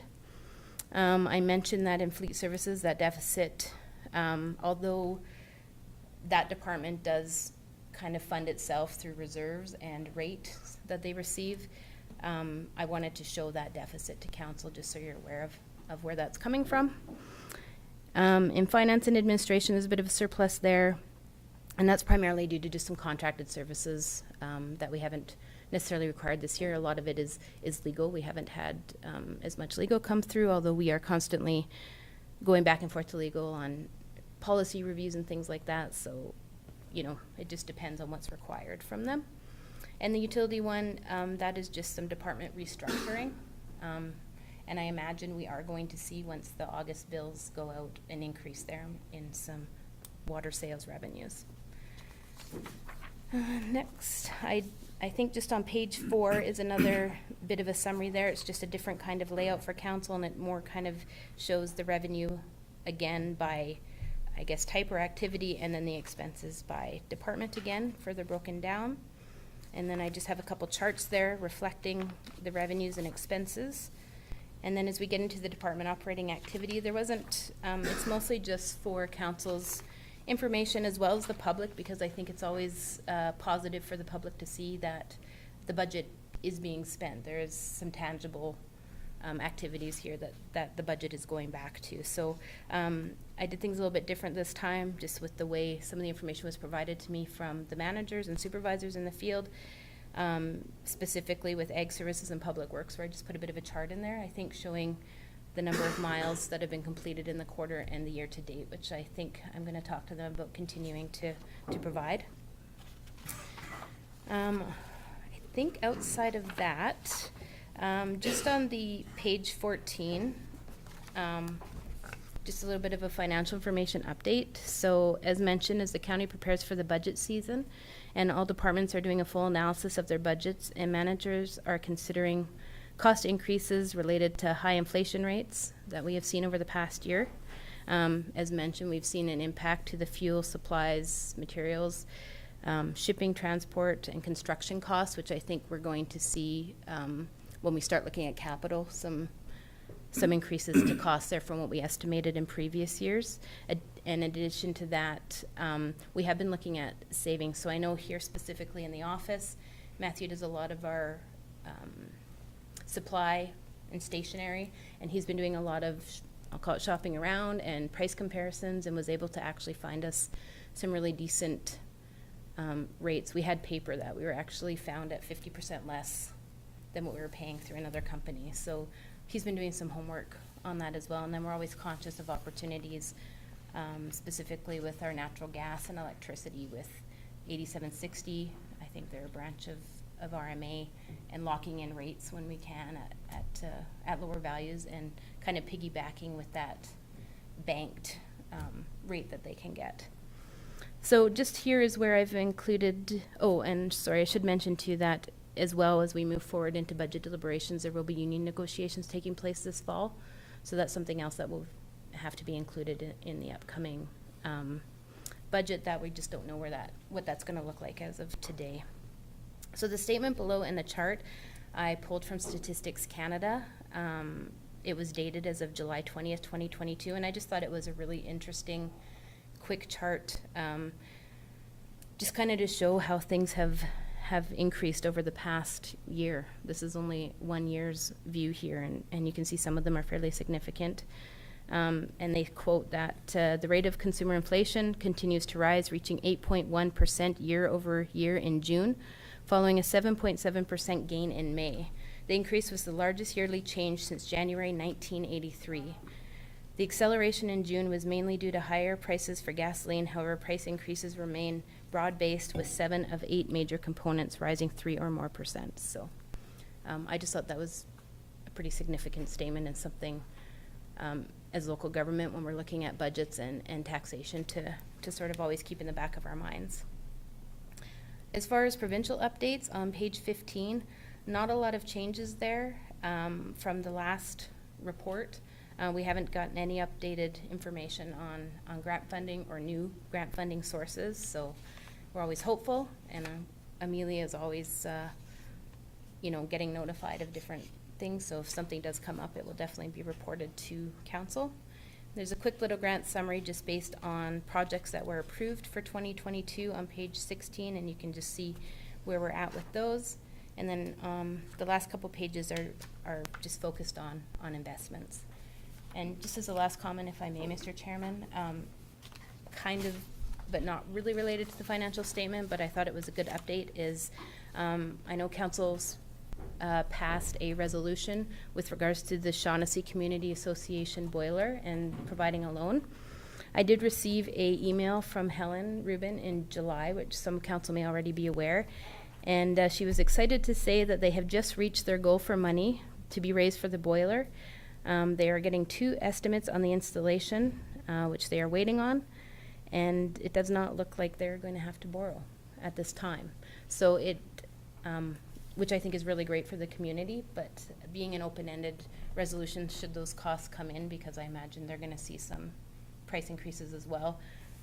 I'll let council know if they do come forward, but I just wanted to share that email because I thought it was a really positive note for them. Thanks, Jen. Excuse me. Any questions from council? Thank you very much, Jen. Thanks. I appreciate it. I know it was a big report, but with that, we can move down to the second item under corporate services, F2.2, the 2022 business tax adjustments. Thank you, Mr. Chairman.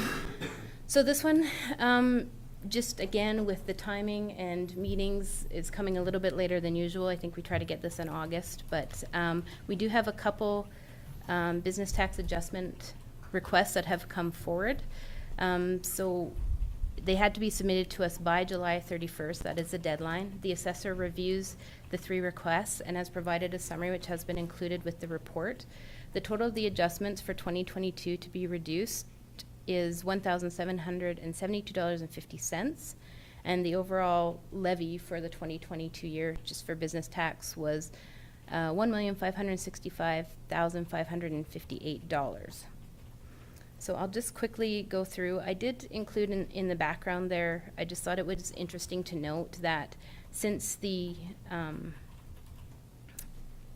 development of the business tax and the first year that was levied in 2017, that year we had 19 adjustment requests.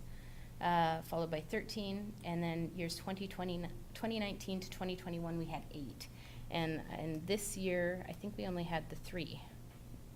Yeah, the 3 that came forward.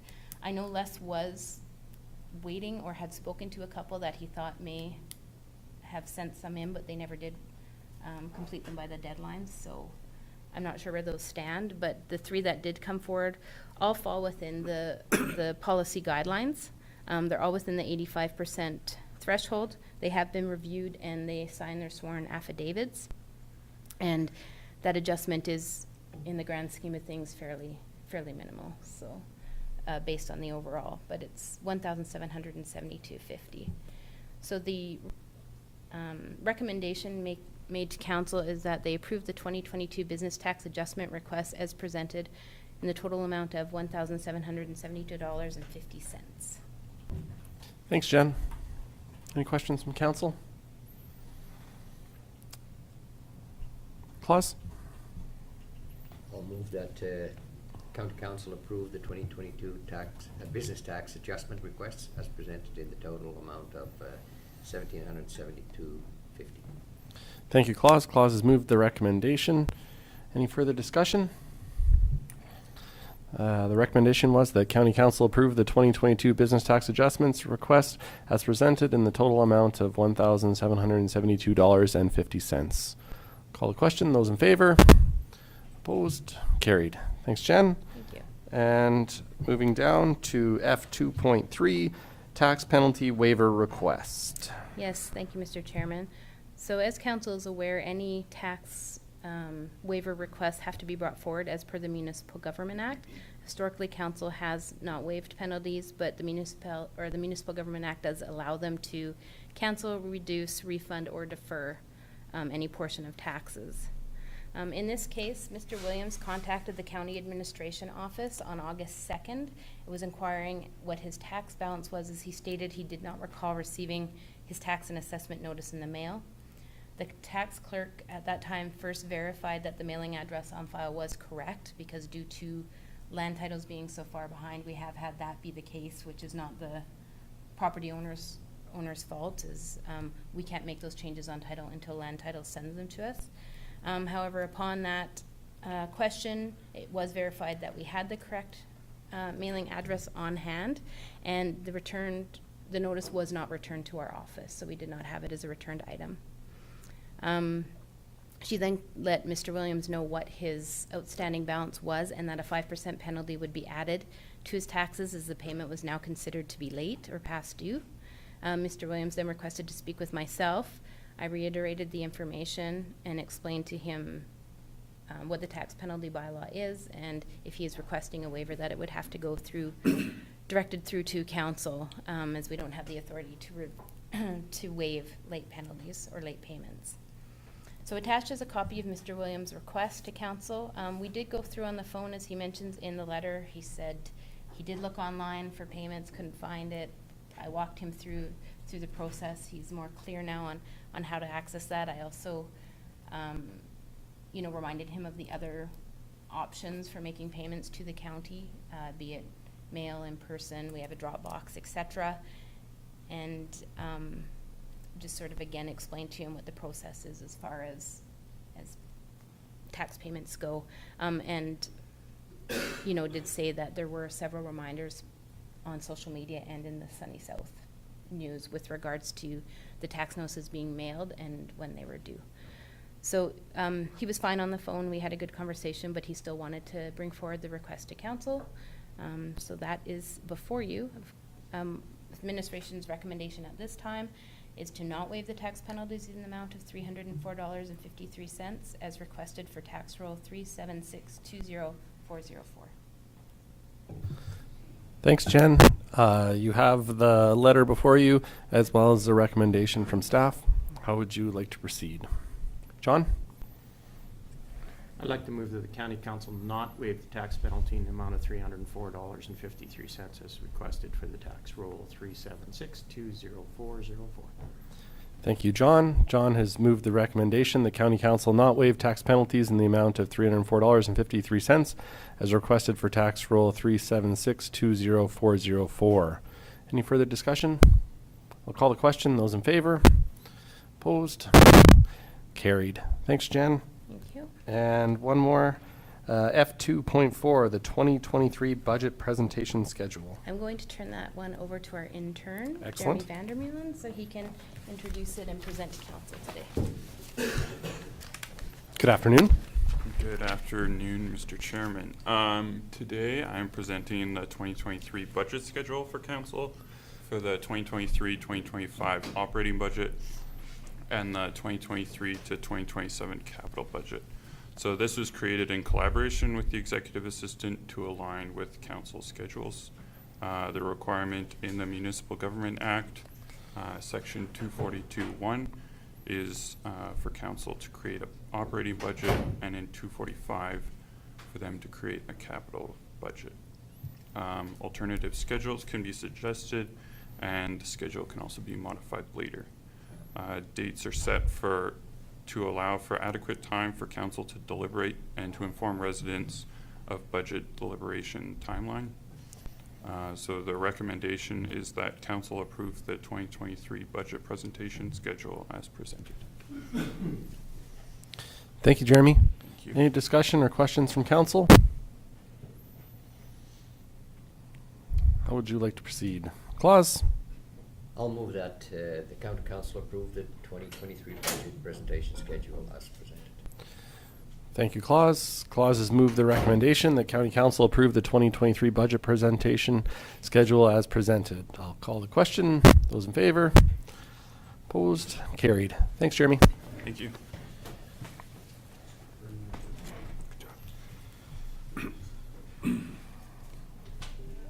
We can now move down to H, I believe, correspondence.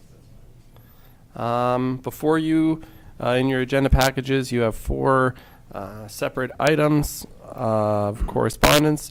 The first being from the town of Tofield regarding victim services redesign. There's no specific ask in the letter, other than the fact that this municipality has chosen just to CC a number of other municipalities throughout the province regarding this issue. Item 2, Vulcan County, transition to ambulance service provider contract. Item 3, National Police Federation, keep the Alberta RCMP. This is obviously in regards to the ongoing conversation around the potential transition to an Alberta police service. And item 4, letter from the Minister of Seniors and Housing regarding a letter that we sent earlier regarding the PMU Lodge in Pitcher Butte. Is there, I guess you have all 4 of those items before you. If you'd like to pull one out individual, discuss them, give any direction, I would open it up to the floor. Lauren? Thank you, Mr. Chair. So just Vulcan County's position on ambulance, is that similar to what Coaldale is going to be discussing? Do you know that yet, or? My understanding is that yes, potentially, but and was noted yesterday, I guess, in our IDP meeting, that the town of Coaldale would be approaching us in the near future with some concrete information on that and a potential request for support.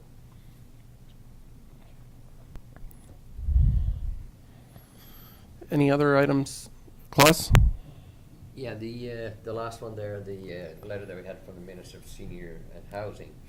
I don't know, who's on the Green Acres here, Lauren or you? Lauren. Is there any action that we want to take on that one with the letter that we had? Of course, we get a letter like that, but I mean, do we want to do more? Because like we all know how in disarray and disrepair the Biami Lodge is, and is there anything, are they going to start doing something, or are we just going to just leave everything alone? Actually, we have a Green Acres meeting this month, so perhaps I could get a little more from that meeting. But the problem is there's been no action by the government to turn over the building or to proceed with renovations. So if they proceed with renovations, their number of units will go down if they don't add on to the building. So so far I haven't heard anything back from them. Have they understood the question that we asked? Because we didn't get an answer back on transferring it to the Green Acres. I can't honestly answer that. They've kind of been avoiding that issue. Eric, did you have something? Yeah, thank you, Mr. Chair. Reading their letter, I get out of it, that, thanks for your letter, please adjust your ask within our criteria and resubmit. So in other words, no, they're not going anywhere. Anything further? Maybe on item 3, I know it was posed with the National Police Federation. There's obviously a long list of municipalities that have signed on to this list. Our municipality is not one of those. We have written letters and communicated our position in the past. We are not a signatory to this particular letter, or our municipality is not specifically attached to that. I think our position in the past is that we advocated to the province both in person and through some written responses. So it wasn't council's decision at the time to add ourselves to this list. Just thought I would point that out. We are not a part of this official group, but I do believe we have shown our opposition to or our concerns, I should say, maybe more clearly, moving forward on this path. I would just note that maybe. Anything further? If not, we can move down to our county council and community updates, and the item number 1, county council attendance update July 2022. And Lauren, if you'd like to start us off. Sure, thank you. Thank you, Mr. Chair. Attended the Lethbridge County Council meeting and the special county council meeting and economic development discussion and Lethbridge City and County Intermunicipal Planning Committee. Thanks, Lauren. For July, attended the Canada Day event at Henderson Park that was hosted by the city. There was a number of our MLAs, MP Thomas, councillors from the city were there. It was a nice kickoff to the Canada Day celebrations there at Henderson. The special council meeting. And I guess maybe another highlight would be the 21st. As members of Team Lethbridge, Ann and I attended a planning session regarding that group's path moving forward. Several options were presented regarding a mission to Edmonton. The goal, obviously, of Team Lethbridge is to send the group up to Edmonton to come before government and advocate on behalf of the city, the region. The big question is do we feel that this is an appropriate time to do that with the current UCP leadership, an impending election come in the spring? I was of the opinion that I thought our investment would be better made to hold off for the time being. That was not the sense of the group. I think they're really chomping at the bit to get up to Edmonton.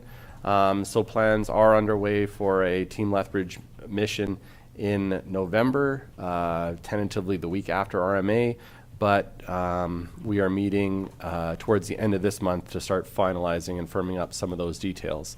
What the actual messaging will be, who will the finalized invitation list, and who we will have an audience with in Edmonton. So as that further unfolds, I will keep you all abreast of that situation. Moving down, Division 3, Mark. It was a quiet month. The Lethbridge County Council meeting, Lethbridge County's special council meeting, and also council CEO economic development discussion. Thanks, Mark. Division 4, John. As with Mark, I had a very quiet July with council business and attending the county council meeting and the special council meeting. Thanks, John. Division 5, Eric. For great. Well, lots of candy. Yes, very much so. Division 6, Claus. Nothing to report. I think you all got the update of the SABA board meeting, and I think that's sort of nothing. Thank you. And Division 7, Morris. Thank you. Left County Council meeting, Left County Special Council meeting, Council CEO Economic Development discussion, Global for parade, and cut down in the candies. Being overdone.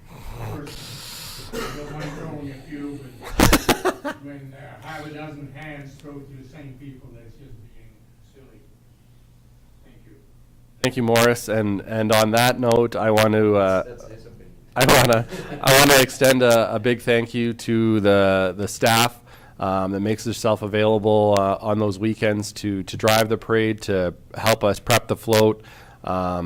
Maddie puts a lot of work into these, making sure that we show up, making sure that the candy's there for us, that the float is there on time with the driver. So just a big thank you from us as council to everybody that participates, everyone from staff that, like I say, takes some time out of their weekends, and for all the sons, daughters, grandsons, friends, relatives that have also helped out and either handed out candy or helped in some way. So just a big thank you to everyone for your help with that. I think it's a good opportunity for us to do something fun in the community, to be visible, to talk to people, to mingle, to mix. It's a very nice opportunity we have, and thank you as well to all the smaller communities, the urbans that invite us out and make us feel at home. So thank you for all that work. We could now move down to our closed session item. Oh, sorry, Lauren. Closed session. Okay, so we have two items today. Proposed Regional Economic Development Initiative under FOIP Section 16, disclosure harmful to business interests of a third party, and Section 25, disclosure harmful to economic and other interests of a public body. And a second item, waterline discussion, FOIP Section 16, disclosure harmful to business interests of a third party, and Section 21, disclosure harmful to intergovernmental relations. Lauren has motion for us to enter a closed session. Any discussion? If not, call a question. Those in favor? Opposed? Carried.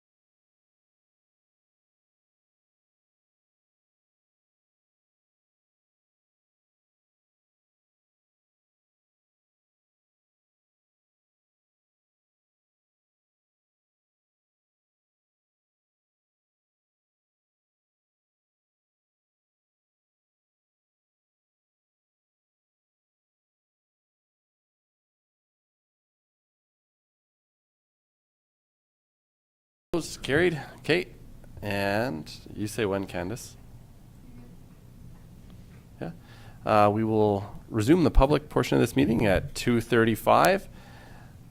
And with that, we had two closed session items. How would you like to proceed? John?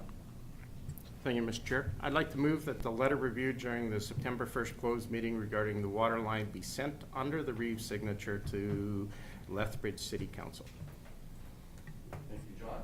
My memory is not that great, so I will not be able to repeat that, but is there any further discussion? Not, I will call the question. Those in favor? Opposed? Carried. And our second item? Claus? I'll move it. Larry, do you have it there? It's right there. If you can read it, I've kind of scratched it out, but